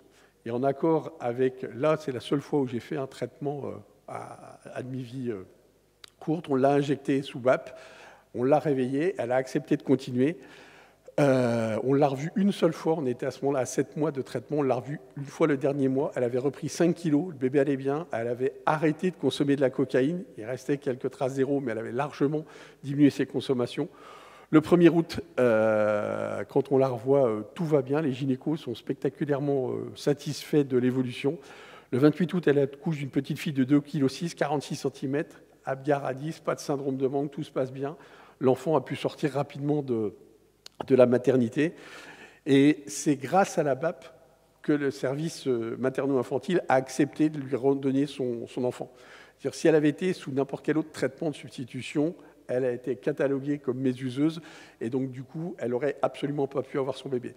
Là, elle a son bébé, elle vient encore à ses injections, elle a des traces d'opiacés dans ses urines, elle nourrit le bébé, elle va bien, et alors, le conte de fées, j'ai envie de dire, mais il paraît qu'il ne faut pas dire conte de fées, expérience prometteuse, c'est que le père, le dealer, l'amène faire ses injections et arrive en me disant je pourrais vous causer 2 secondes. Je dis oui, bien sûr. Il dit bah voilà, moi je deal, mais ça m'emmerde, je voudrais m'occuper du petit parce que c'est moi le père, puis je sais qu'elle va mourir, on en a causé, c'est compliqué. Et il me dit je suis sous méthadone, que j'achète au noir, ça me fait chier de l'acheter, etc. Je dis aucun souci, on fait une prescription et puis on se revoit, on en rediscute. Donc sur un coin de table, j'ai validé le relais par méthadone et du coup, j'ai récupéré dans la file active ce dealer qui est devenu papa, qui essaye de prendre sa place comme papa. Je ne sais pas comment ça finira cette histoire-là, mais je sais qu'en tout cas, aujourd'hui, il y a un papa qui essaye de prendre sa place, une maman qui est sous BAP et qui va plutôt pas mal, et une petite fille qui grandit bien, qui va bien, qui est suivie par les PMI, et ils y vont 2 fois par semaine. Voilà, je ne suis pas dans le monde des bisounours, c'est mon expérience. Je crois que c'est... Pourquoi pas la RDR, pourquoi pas faire autrement et ne pas hésiter, à mon sens, à utiliser la BAP pour les patients dont on n'imagine pas qu'ils pourraient en avoir besoin. C'est-à-dire, la BAP, on l'essaye, ça ne va pas, on revient, on fait marche arrière, c'est pas grave, quoi. Voilà. Merci beaucoup.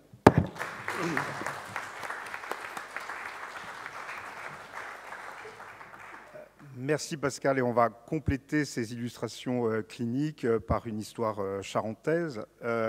Si la vague alcaline postprandiale ne vous a pas encore emporté, ni la tempête de demain, je vais vous raconter une histoire. Moi aussi, j'ai des liens d'intérêt. Comme je suis un vieux monsieur, j'ai beaucoup de liens d'intérêt. Et je vais vous raconter l'histoire de Pauline, qui est une patiente qui vient nous consulter au XAPA d'Angoulême, et qui vient de Charente-Limousine, qui est le fin fond de la Charente. Et elle a une vie qui commence dans un printemps d'espérance, en printemps 81, mais elle naît quand même avec des parents où un père est incarcéré pour un double meurtre. Ce qui complique un tout petit peu les choses, c'est que le maire du village dans lequel elle habite est le cousin germain d'une des victimes. Donc elle grandit dans ce climat qui est plutôt insécure et avec une construction mentale qui est plutôt ultra normative. On connaît ces enfants de 6 ans qui veulent que tout soit parfait. Elle rentre franchement là-dedans. Elle a comme antécédent un grand-père paternel qui a un trouble de l'usage d'alcool et son père avait un trouble de l'usage de la cocaïne. Donc, elle commence à avoir des premiers signes de souffrance à l'âge de 8 ans, avec une infirmière scolaire qui s'inquiète sur des tocs de comptage. C'est plutôt une bonne élève, mais à partir de 10 ans, elle souffre d'harcèlement, et puis elle rase les murs, parce qu'elle est quand même la fille de celui qui... voilà, donc c'est assez compliqué. Elle a un trouble du comportement alimentaire restrictif à 14 ans, et tout ça n'est pas suivi ni de soins, ni de prise en charge, mais s'inscrit dans son développement. Et puis, comme à un moment ou un autre, elle fait son métier d'adolescente, eh bien, elle fugue.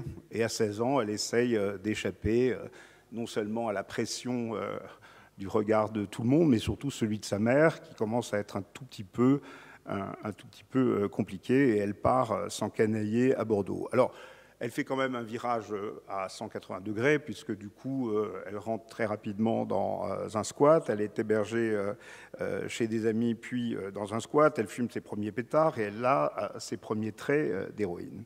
Et alors, son histoire avec l'héroïne, je lui ai fait re-raconter 3-4 fois, parce que je vous avoue que je n'y croyais vraiment pas.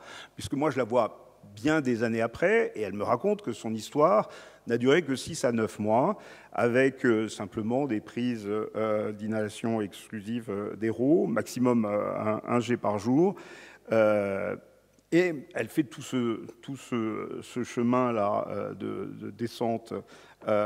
Et puis au bout d'un moment, elle rentre en Charente-Limousine chez sa mère pour reprendre et terminer sa scolarité. Donc elle fait le virage dans l'autre sens. Et puis, bien évidemment, elle essaye, contre l'avis de sa mère, d'aller chercher de l'aide auprès de son médecin traitant. Avec d'emblée, probablement, une ambivalence très très importante sur ce qu'on pouvait lui proposer. Et le médecin traitant l'adresse au XAPA d'Angoulême, où elle vient consulter la première fois, où elle est reçue par une psychologue lacanienne qui lui a expliqué que, bien évidemment, il fallait s'allonger et que le problème serait probablement réglé. Eh bien, ça n'a pas marché, figurez-vous. Il paraît que ça ne marche pas toujours. Mais quand on fait confiance à des gens qui travaillent avec des concepts d'un grand cocaïnomane qui ne soignait que des gens guéris dans les années 20 à Vienne, c'est déjà un tout petit peu compliqué. Donc elle tente à plusieurs reprises des sevrages sauvages, et elle a déjà l'arrière-pensée qu'il faut qu'elle se punisse, et qu'elle a un rapport au sevrage qui est d'emblée quelque chose qui permettrait d'effacer cette erreur, cette espèce de folle liberté qu'elle a pris pendant quelques mois à Bordeaux.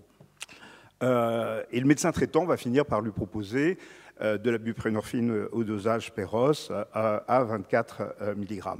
Alors, j'en ai discuté avec lui, elle l'accepte du bout des lèvres, ce traitement, et parallèlement, elle essaye un rétablissement, elle termine sa scolarité, elle fait une formation en informatique, elle décroche un CDI dans un groupe d'assurance, et on a le sentiment comme ça qu'elle est plutôt vers un rétablissement.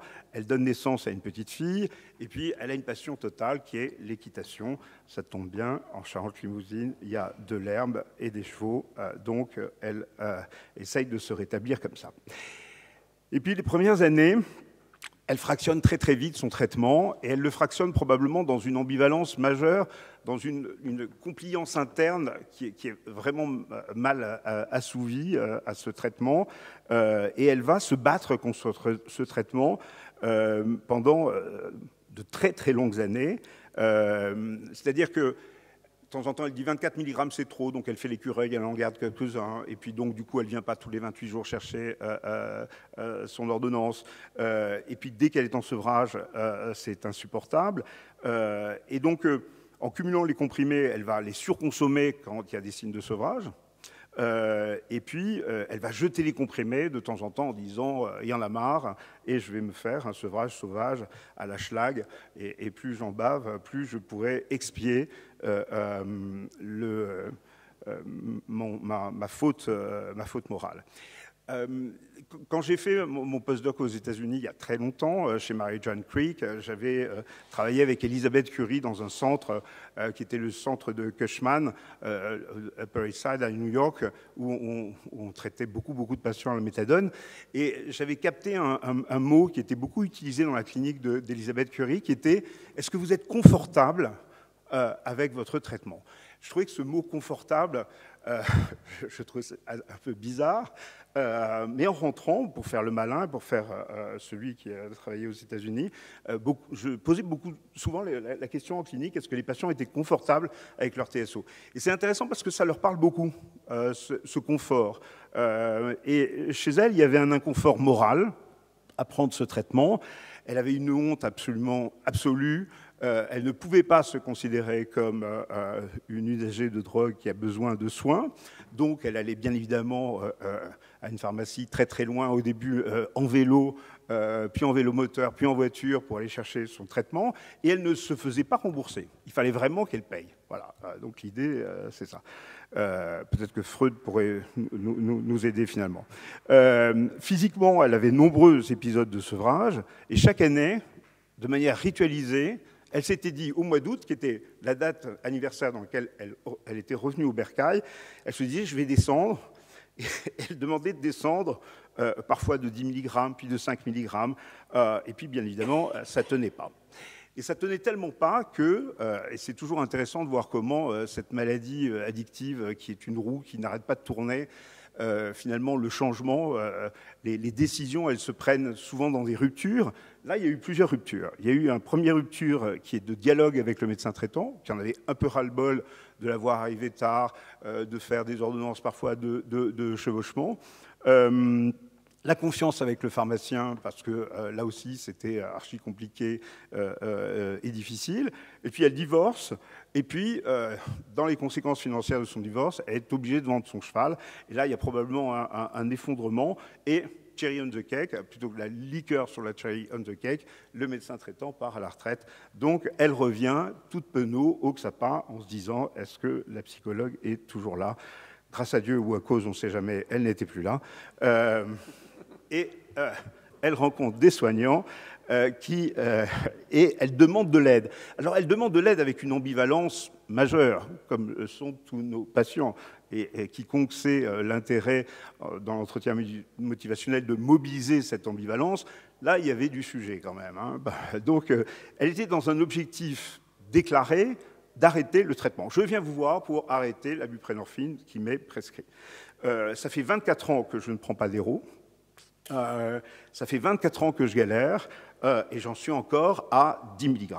Bon, donc on travaille tranquillement cette ambivalence, on check, elle a des tests urinaires qui sont uniquement positifs à la buprenorphine, elle prend 5 fois 2 mg par jour, elle a un craving vraiment important, qui la met en colère contre elle, et elle est vraiment, vraiment pas confortable pour lui.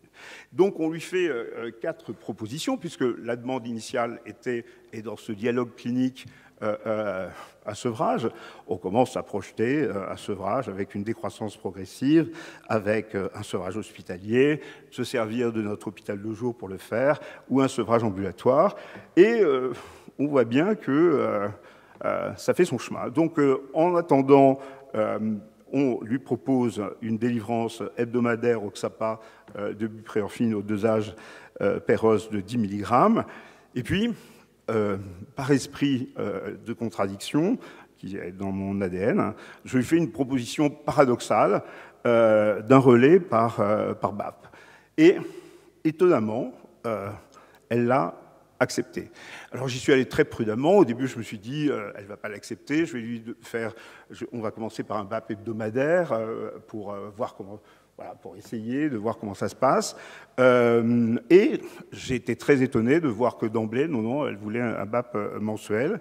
On lui a donné le livret destiné aux patients et on a beaucoup travaillé avec un personnage absolument clé dans cette histoire clinique qui est l'IPA. Et vraiment, je trouve qu'elle transforme nos IPA, notre activité clinique, et elle la sauve dans les situations d'effectifs absolument dramatiques dans lesquelles nous nous trouvons. Et donc, avec une évaluation à 6 mois, une évolution qui est intéressante, il n'y a toujours pas de conso d'héroïne. Bon, ça aurait été quand même une drôle de surprise qu'elle se mette à en prendre. La patiente demande le renouvellement de l'injection initialement à 3 semaines. Hein, on lui avait dit que c'était une possibilité. Et puis, on se rend compte que l'écureuil avait quand même encore bien caché quelques comprimés et que voilà. Donc il y a eu une phase d'adaptation dans laquelle elle a pris, elle a complété par des comprimés de 4 mg. Et puis assez rapidement, les choses se sont stabilisées et quand on lui demandait quels étaient les bénéfices qu'elle pouvait avoir à cette nouvelle forme, il y avait une acceptation finalement, de cette histoire ancienne. Et elle m'a dit, je suis plus confortable. Alors, je me suis dit, bingo, comme quoi. Voilà. Avec une diminution du stress. Et c'est plus simple. Ben oui, en effet, c'était bien plus simple que de faire 27 km en vélo et de payer son traitement. Donc, on va continuer à entretenir cette négociation sur le sevrage progressif, avec bien sûr 2 leviers qui ont été exposés dans les présentations précédentes, une décroissance posologique qui va être concertée et un allongement progressif de la durée entre 2 injections. Voilà. Et puis, elle finit par se réhabiliter tranquillement avec elle-même. Donc, la buprenorphine est un TSO validé, adapté, un outil indéniable d'RDR, dans un endroit reculé, toujours dans ce formidable région de la Nouvelle-Aquitaine, aux confins du Limousin. On est dans une situation de désert médicaux absolument majeur, et que les rares médecins qui restent ont, et vous l'avez bien vu tout à l'heure, malgré l'image qu'ils peuvent avoir relativement investi certains des TSO, il y a quand même une bonne réticence à prendre le relais de ces prescriptions. Et ce qui m'a paru très intéressant chez cette patiente, c'est que ça a traité sa stigmatisation et son trauma majeur d'avoir été la fille d'eux, puis celle qui, bien évidemment, échoue après avoir essayé d'être la petite fille modèle. Merci de votre attention.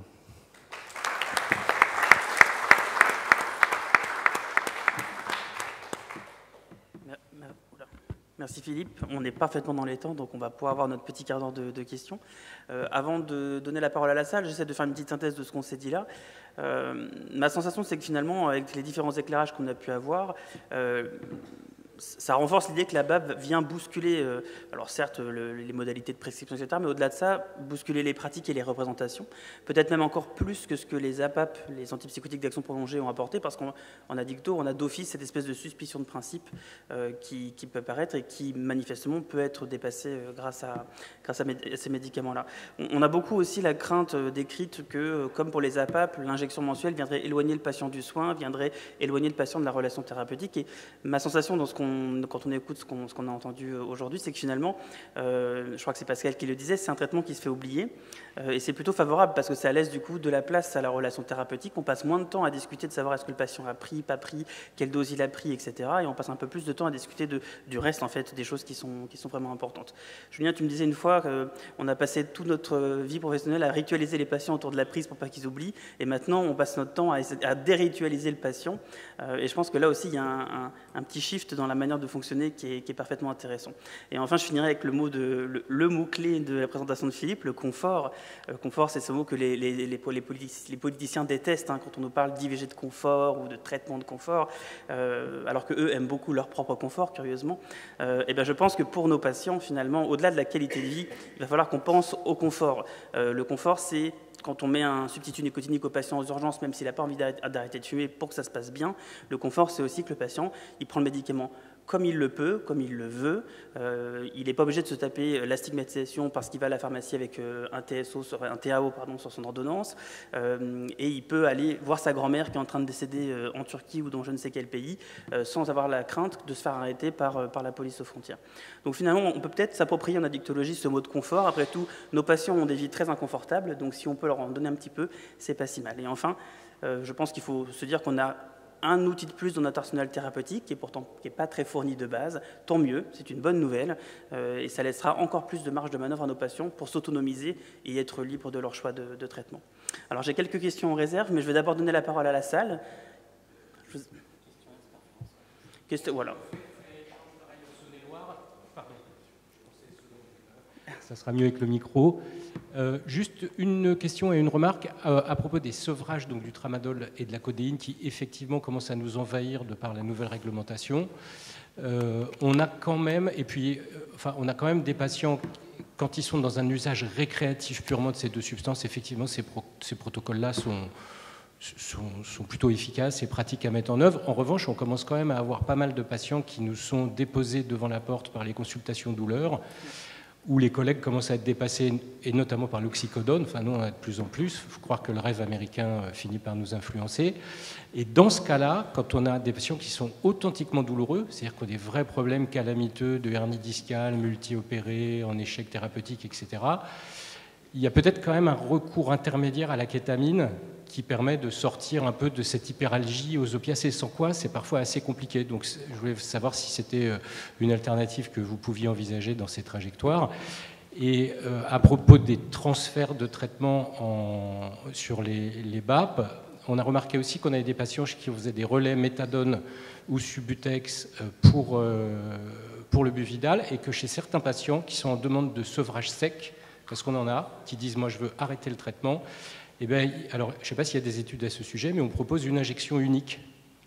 Et alors, je ne peux pas vous communiquer de chiffres, mais ça semblerait marcher pas mal. C'est-à-dire qu'on fait une seule injection, on fait ça en hospitalisation, on les met un peu en sevrage pour attendre qu'il n'y ait pas de superposition d'effets. On fait une injection, et derrière, ils ont un sevrage beaucoup plus progressif que ce qu'ils ont expérimenté comme sevrage, soit de l'héroïne, soit des opiacés. Voilà. Est-ce que vous avez des avis à ce sujet? Merci beaucoup.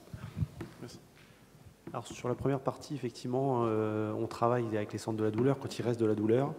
Après, il y a deux choses. Il y a des fois, les gens nous sont adressés par les centres de la douleur. Parfois, ils continuent les perfusions de kétamine qui les aident. Et souvent, les gens, moi, je leur dis, moi, c'est la dicto, c'est pas la douleur. Je ne peux pas vous promettre qu'en diminuant les opioïdes, ça va diminuer vos douleurs. Par contre, ce qu'on voit, c'est qu'ils s'en sont arrivés à un stade tellement élevé que finalement, en diminuant tout doucement, ils arrivent à diminuer des fois de moitié, voire plus. Ils n'ont pas plus mal qu'avant. Et il y a quand même une amélioration de la qualité de vie, parce que quand vous n'êtes plus à 800 mg de Skénan ou de fentanyl à 30 et que vous avez diminué de beaucoup, tout doucement, ça se passe plutôt pas mal. Voilà. Et après, les douleurs. On a eu aussi des cas des gens qui avaient des douleurs, qu'on a essayé de mettre par exemple sous BAP, où ça gérait pas mal les douleurs aussi, donc il faut tester. Mais l'hyperalgie induite, elle est très très fréquente. Et que souvent les gens sont avec des quantités massives, ils ont mal, et en fait moi je leur dis on va déjà essayer de diminuer tout doucement, et finalement ils n'ont pas plus mal, et à la fin ils vont quand même un peu mieux, même si on n'a pas supprimer la douleur. Et la kétamine, oui, les algologues sont de la douleur, nous souvent des fois on dit méthadone en fractionnant, quand il y a des prises de douleur, eux c'est kétamine, donc on se les partage. Et pour la deuxième partie, je laisse...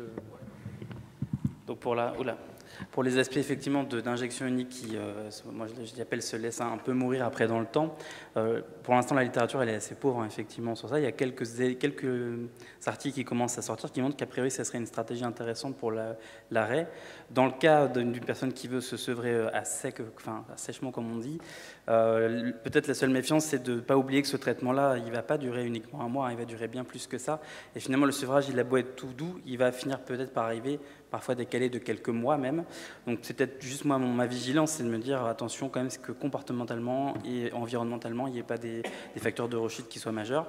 Après, je pense qu'effectivement, c'est une stratégie qu'on va utiliser. Moi, j'en ai déjà eu, enfin, je pense que peut-être vous aussi, mais on a eu des patients qui, spontanément, en fait, ont fait l'essai et se sont sevrés, effectivement, et du traitement et du reste. Hein. Quelques-uns. Mais bon. Et il faut de toute façon les surveiller à très long cours quand même. Et pour l'instant, nous on n'en a vraiment pas eu beaucoup. Hein. On a une cohorte, on est autour de 60-70 personnes et on n'a pas eu encore de retour. Je ne sais pas après sur ta cohorte si tu en as eu. Alors, moi je pense qu'il faut les surveiller longtemps. Et il faut les éduquer longtemps. Moi, le message que je voulais vous donner, il date de la semaine dernière. C'est un patient qui a 8 mois d'arrêt de sa BAP et qui vient me dire « il faut que tu me refasses une injection, là, ça y est, ça repart, je suis de nouveau en manque ». Il dit « ouais, il y a des manques tardifs, etc. » Et il me décrit une grippe, quoi. Et j'ai dit « il a fallu qu'on le teste, hein. Il a fallu que je lui prouve que c'était une grippe et que c'était pas du tout... » Mais il y a des distorsions neurocomportementales, c'est le gros mot médical qu'on nous a inventé, mais je pense qu'effectivement, on ne peut pas en vouloir à un usager qui a vécu ça pendant 20 ans, le jour où il va avoir des courbatures, mal partout, etc., et il va vous dire, là c'est du manque, il me faut une injection. Et lui dire, non, je te jure, prends du Doliprane, ça va aller mieux. Il dit, tu te fous de ma gueule, quoi. Enfin, Doliprane, ça ne m'a jamais rien fait, ça ne va pas commencer maintenant, il me faut une injection. Et il faut un pouvoir de persuasion pour ne pas le laisser repartir à l'héros. Parce que ce jour-là, c'est une compétition entre le produit et ma parole, quoi. Donc je pense qu'il y a il faut être vachement disponible pour ces patients-là. Parce que le jour où lui va avoir ces symptômes-là qui arrivent, il faut qu'il y ait quelqu'un qui réponde, sinon le produit sera plus accessible que nous. Et ça d'ailleurs, il faut le faire dès le début, parce que moi j'ai eu beaucoup de patients qui ont eu des phases comme ça sur la 3e semaine de manque, et puis après plus. Et en fait, quand on reprend avec eux, il y a de l'anxiété, il y a de la fatigue, il y a plein d'autres facteurs. Et en fait, quand on met un peu d'anxiolytique, un peu de Doliprane, qu'on fait un test grippe, on voit qu'en fait, effectivement, ils ont une tendance vraiment à rattacher à chaque fois les symptômes à ça. Sauf que c'est vraiment pas ce moment-là. Donc c'est vrai ce que tu dis, il faut les étudier dès le début, faire de l'éducation thérapeutique, et puis bien leur expliquer, notamment dans la phase de sevrage après au long cours. Je n'avais pas pensé qu'ils pouvaient revenir 8 mois après, donc c'est important.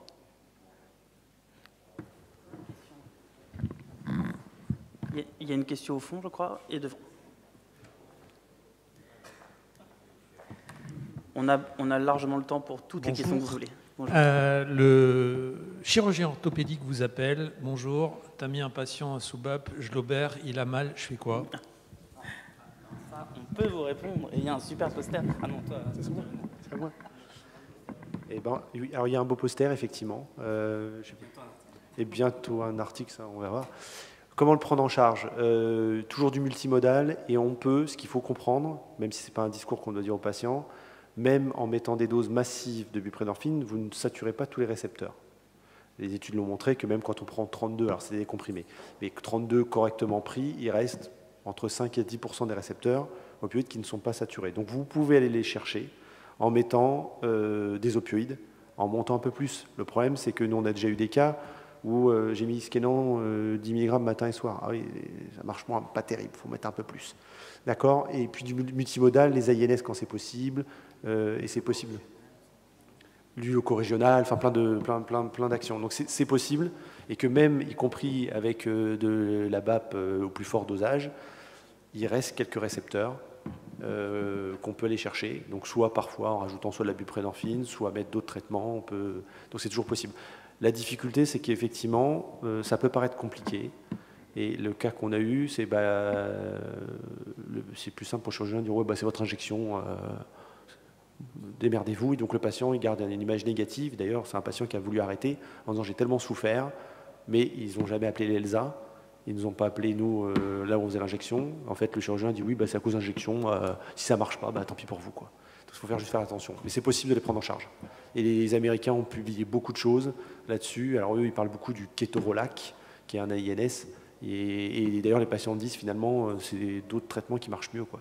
Les AINS et compagnie. Donc c'est possible. Après, il y a deux situations, où c'est du programmé, où ça n'en est pas. Et donc si c'est du programmé, l'idéal, c'est d'essayer de viser quand même d'être presque le plus à distance de l'injection.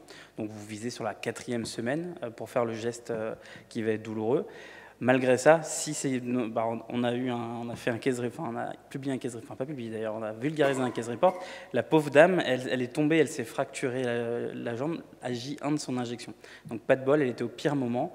Ça a quand même pu, derrière, on a quand même pu mettre en place une analgésie efficace. Donc c'est possible. L'avantage majeur, c'est qu'il n'y a pas la chute de buprenorphine en fin de journée avant la reprise du lendemain. Donc vous avez une stabilité. Et donc il faut presque considérer que c'est une personne qui va être résistante aux opioïdes. Et donc par contre, il faut mettre des doses un peu plus fortes. Et les courtagiques. Et les recos américaines, c'est vrai que nous on était sur, quand il y a des douleurs sévères, il faut arrêter la buprenorphine pour repasser. Voilà. Les Américains, c'est terminé ça. En fait, ils se sont rendus compte qu'il valait mieux laisser la buprenorphine, que ce soit BAP ou pas BAP, peu importe, même la buprenorphine, on la laisse et on rajoute. Les études montrent que finalement on consomme moins d'antalgiques, il y a moins de rechutes et moins d'overdose. Donc les recos américaines, maintenant, c'est un patient qui arrive sous traitement de substitution, on maintient le traitement de substitution et on gravite autour pour prendre en charge la douleur et ainsi de suite. On n'arrête plus, y compris la buprenorphine, on l'arrête plus. On la maintient et on gère autour. Moins de problèmes. Et finalement, les études montrent que oui, on se prend beaucoup la tête en disant faut arrêter, il faut remettre les trucs, après on revient en arrière. Le patient il est perdu et il y a plus de dégâts.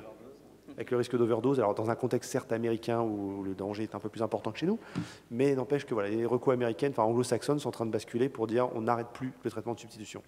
Est-ce que tu es d'accord pour dire qu'il faut en causer aussi avec les anesthésistes? Parce que je suis d'accord que c'est les chirurgiens qui nous appellent en hurlant, c'est les chirurgiens qui hurlent, mais ceux qui sont les mains dans le cambouis, c'est les anesthésistes au moment. Voilà. Alors, je me permets d'interculer, je suis désolé, une petite question qui est directement reliée à une question à tout le panel. Justement, tu nous parlais des Américains qui sont dans une situation assez cataclysmique. On a maintenant des approches thérapeutiques chez eux aux urgences où un patient qui se présente en overdose d'opioïdes et qui ne serait pas traité par ailleurs par un TAO, on lui balance d'office une injection de Buvidal pour qu'il soit couvert comme ça pendant un mois, enfin, de buprenorphine d'action prolongée, pour qu'il soit couvert pendant un mois, et puis qu'on sécurise ce mois-là, le temps qu'on puisse retomber sur nos pattes.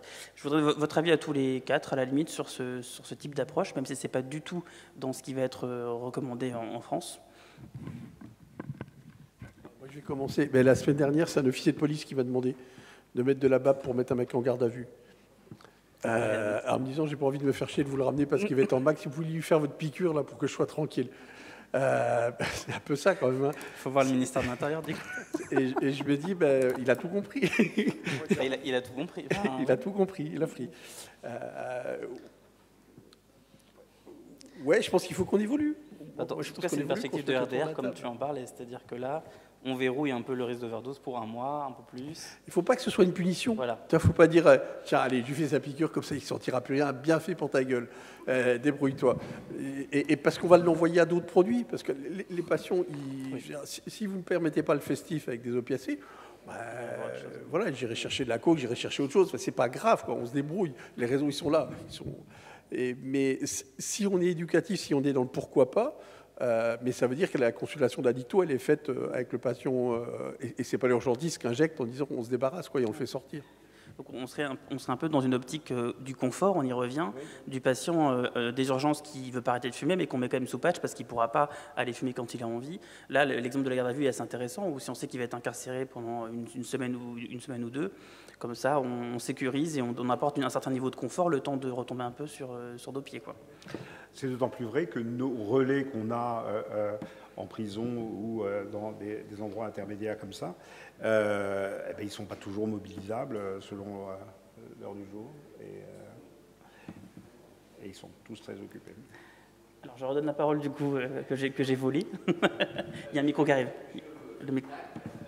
Je voulais compléter par rapport à la question du collègue sur la douleur, pour bien clarifier les choses, parce qu'on commence à se trouver confronté avec des patients qui vieillissent, qui ont des problèmes carcinologiques, qui ont des problèmes carcinologiques qui évoluent vers des soins palliatifs, comme vous pouvez l'imaginer.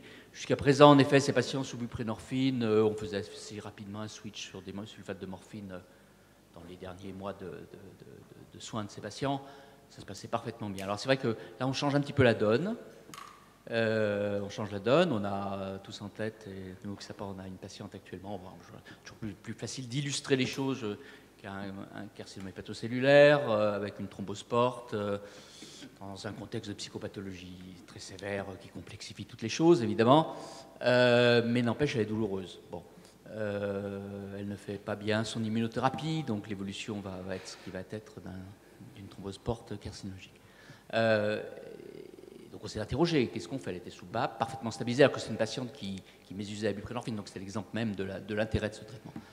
On s'est dit, on va être rapidement amené à prescrire de la morphine chez cette patiente, elle va probablement terminer sa vie avec de la morphine à un moment donné ou d'un autre.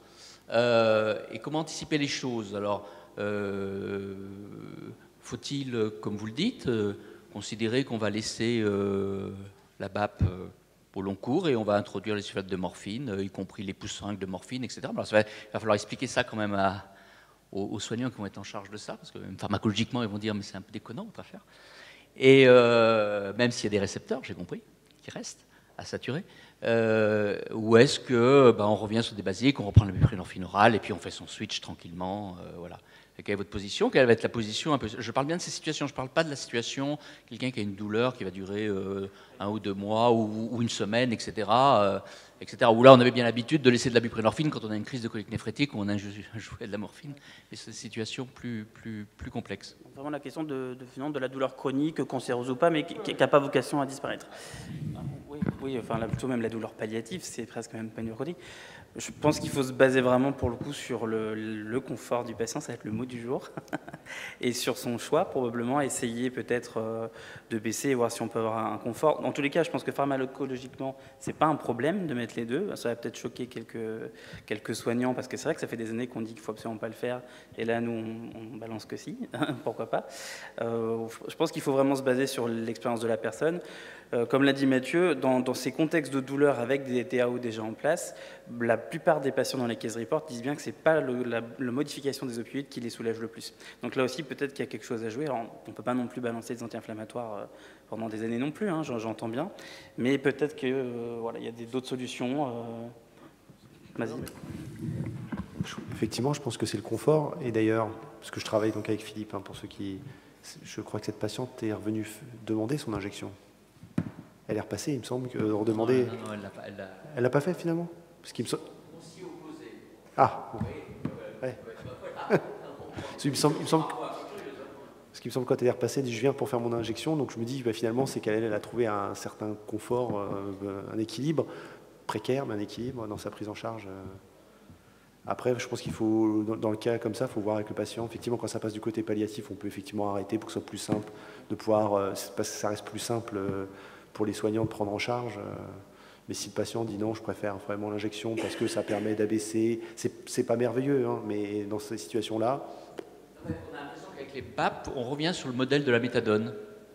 C'est-à-dire les patients douloureux sous méthadone, ils nous expliquaient, mais 30 mg de méthadone, je ne veux pas que vous les montiez pour la douleur, je veux que vous mettiez un traitement de la douleur. La méthadone, c'est mon traitement des addictions. Et puis vous gérez la douleur par des médicaments de la douleur, quels qu'ils soient, sulfate de morphine, anti-inflammatoires, etc. Donc peut-être avec les BAP, on va revenir sur ce modèle-là, qu'on n'avait pas avec la buprénorphine orale. La buprénorphine orale, rapidement, on faisait les switches. On restait sur la monomolécule, quoi. On n'avait pas bien envie de faire du mélange. Alors après, en plus, il y a un troisième larron dans cette affaire qui arrive assez rapidement et qui est arrivé dans le cas de cette patiente, c'est qu'évidemment, on y a mis du tramadol, hein, à un moment donné, on ne savait pas quoi faire, hein. Et là, évidemment, elle a développé un trouble d'usage du tramadol. Donc maintenant, on a le tableau complet. Là. La méthadone, on a aussi comme stratégie, à un moment donné, pour la douleur, de la montée de la fractionnée. La question, par exemple, de la gestion de la douleur avec de la BAP n'est pas encore tranchée non plus. Donc, est-ce que monter, pour le coup, ça pourrait être une option? On n'a pas de réponse encore tout à fait par rapport à ça. Mais c'est sûr que là, dans ce contexte-là, je pense que la question, finalement, du trouble de l'usage est moins peut-être importante, puisque tout est cadré d'une certaine manière. Donc, ça donne envie d'essayer, puisque là, vous m'avez convaincu. Je crois que je vais réintroduire de la BAP chez cette patiente pour sortir de tout cet embrouillamini médicamenteux qui nous embrouille nous aussi l'esprit. Oui, te remettre à une ligne de base et puis tu gères ta base. Et puis remettre des sulfates de morphine et puis on vous racontera. Tu vois, Mathieu vous racontera. Et ben, dans 2 ans. Madame Marie-Ève Janssen de Liège. C'est une discussion qu'on a eue avec Julien il y a quelques semaines. Moi, je suis convaincue de l'efficacité de la BAP, mais je pense qu'il faut qu'on soit vraiment extrêmement vigilant à ce que ça ne devienne pas une injonction au traitement, où ce sera yaka, où il faut qu'on... Parce que nous, en Belgique, on a... En tout cas, pour le moment, on a un discours politique qui est extrêmement dans la stigmatisation des consommateurs. Et donc, voilà, c'est quelque chose qui, moi, me fait très peur. Et pour moi, ça doit rester un outil d'accompagnement avec une décision partagée avec le patient ou la patiente et pas une injonction qui viendrait de la justice, de la police ou que sais-je. Donc, voilà, c'était juste... L'avantage pour ça, pour les patients, c'est que autant sur les formes quotidiennes, au bout de 24-48 heures, ça commence à être difficile pour eux. Là, ils ont 3 mois pour se barrer et puis revenir si on n'est pas agréable. Donc, oui. Mais je suis d'accord avec toi, bien sûr. Hein, il ne faut pas que ça devienne... Comme d'ailleurs, ça peut l'être parfois aux États-Unis dans certains endroits pour certaines formes. Donc, Puisque nous, à Liège, on nous a demandé, par exemple, quand il y a eu puisque maintenant la salle de consommation à moindre risque est fermée, mais quand elle était active, il y avait des patients qui étaient amenés à la salle de consommation par des travailleurs de rue ou par la police, et on demandait à ce qu'ils soient hospitalisés parce que trop ceci ou trop cela. Donc, les outils de réduction des risques doivent rester des outils de réduction des risques et pas de répression.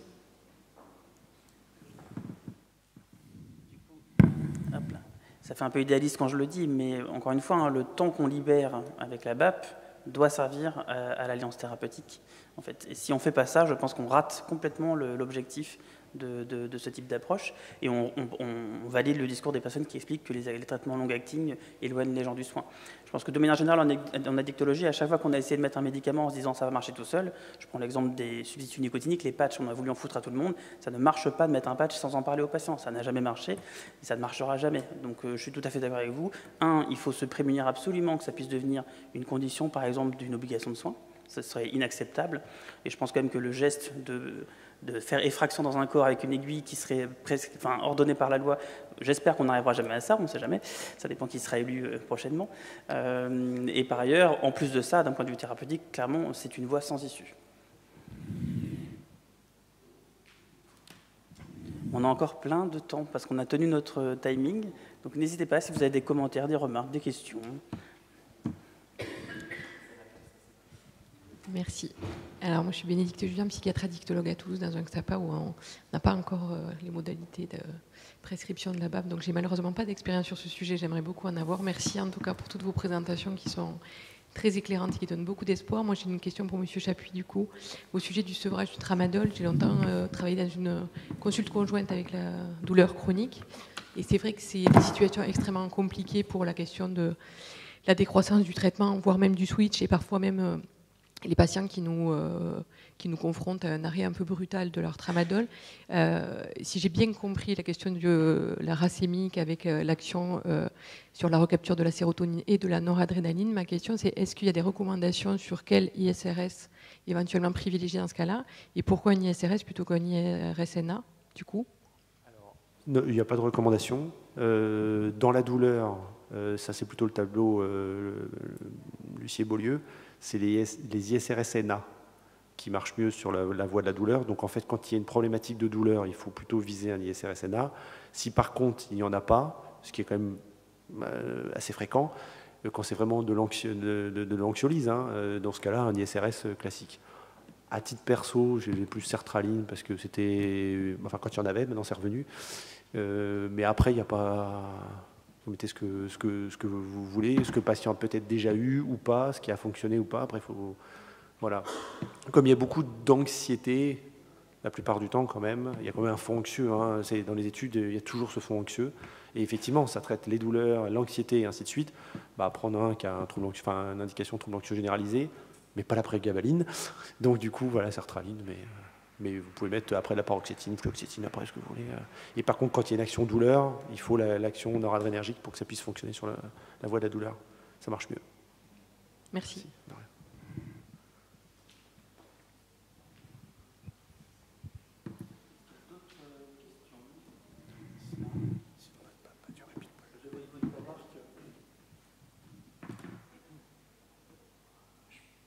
Là, on est tous en train de réfléchir sur les BAP, mais il y a un truc qui, pour moi, va être important demain quand on rentre, c'est de rebosser sur la représentation de nos usagers. Qu'est-ce qu'ils ont compris de ça? Et moi, juste deux exemples. Il y en a un qui s'est pointé en disant « Je viens pour faire mon vaccin de l'héroïne ». L'infirmière l'a regardé en disant « Et elle n'a pas compris, quoi, parce que il a, lui, cette représentation que c'est un vaccin contre l'héroïne. Ok, c'est sa représentation. Voilà. Est-ce qu'on doit la casser? Il y en a un qui a osé nous parler de chimio, parce qu'il vient en hôpital de jour, il y a des chimios, etc. Et c'est le lieu où on vient. Il est arrivé en disant « Je viens pour ma chimio tous les mois ». Voilà. Mais c'est quoi leur représentation? Et je veux juste vous rappeler les actions prolongées, quoi. Je veux dire, on est à la même révolution que les neuroleptiques retard, quoi. Je pense que les psychiatres qui n'arrivaient pas avec les neuroleptiques, les patients ne les prenaient pas, ils rechutaient, etc. Puis arrivaient les neuroleptiques retard, ça a modifié les indications. Je crois que c'est ça la révolution qu'on a là. Et puis, j'en profite d'avoir la parole pour dire la question du mésusage à titre personnel, elle me choque parce que quand un patient me dit « mais je prends plus, c'est ta jeune femme, qui a fait 20 ans qu'elle touche plus, quoi. Elle est toujours dans le bordel d'une prise en charge toxicomaniaque. Mais quand un patient me dit « mais j'ai complètement respecté ce qu'il m'a dit, je prends que de la buprenorphine, 5 fois par jour, je me l'injecte ». Ils sont allés jusqu'au bout de la substitution j'ai substitué l'héroïne par un médicament, mais je continue de me la consommer comme j'en veux. C'est pour ça que j'avais à un moment proposé le terme de disusage. C'est pas du mésusage, ils sont pas dans le mésusage, ils vont jusqu'au bout de la substitution. Mais faisons attention à ce que eux ils entendent. Et il y a un patient qui m'a dit, mais avec ton traitement là, tu vas me mettre au chômage, quoi. Qu'est-ce que je vais faire de mes journées? C'était le monsieur qu'on a failli amputer de son bras, il était à 10 injections de bupré par jour, et nous on arrive à dire, on va te régler ça, la même chose, on te fait une injection par mois, c'est fini. Mais qu'est-ce que je fais de mes journées, quoi? Vous voyez, et je pense que pour le coup, le passage par l'hebdomadaire et l'apprentissage, on doit l'apprendre nous, mais eux aussi, il faut qu'ils l'apprennent, et qu'on travaille avec leur représentation. Et qu'est-ce que j'essaye de lui inculquer comme représentation? Je ne sais pas. Et c'est un vrai travail. Voilà, il y a les implants chez les femmes enceintes. Voilà, les gynécos nous disent aussi qu'il faut qu'ils travaillent aussi sur la représentation de ces femmes pour qu'elles se sentent protégées. Et je pense qu'on a ce vrai boulot à faire de dire comment on va vouloir vulgariser la BAP demain.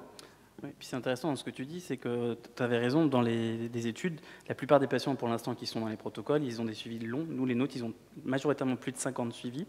Malgré ça, ils ont en auto-déclaré, ils sont à 65% à nous dire qu'ils mésusent leur traitement. Ce n'est pas nous qui l'avons dit, c'est eux qui nous le déclarent. Et notamment, ils incluent là-dedans le fractionnement, le fait d'avoir des doses irrégulières, des prises irrégulières ou des oublis, et bien sûr du sniff et de l'injection. Et nous, on ne s'attendait pas à avoir ces chiffres-là en réalité. Donc je suis d'accord avec toi, ils usent de manière alternative, en tout cas, le traitement, avec souvent des fonctions de gestion de l'anxiété d'ailleurs.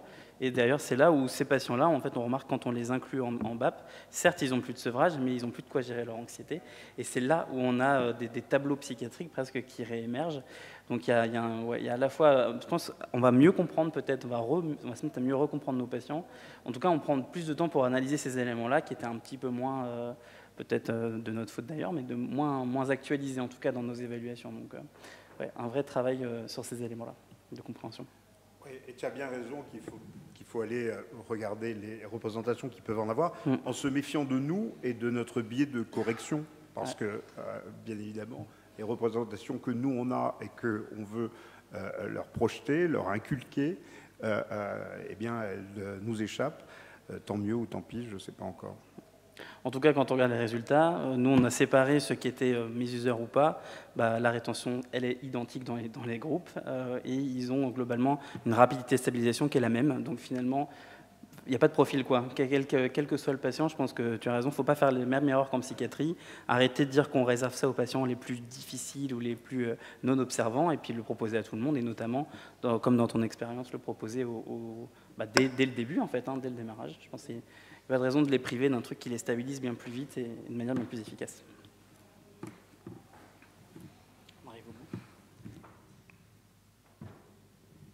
Il nous restera encore un petit peu de temps, mais vous avez le droit au café plus vite s'il n'y a pas d'autres questions dans la salle. Un dernier appel, c'est bon pour tout le monde.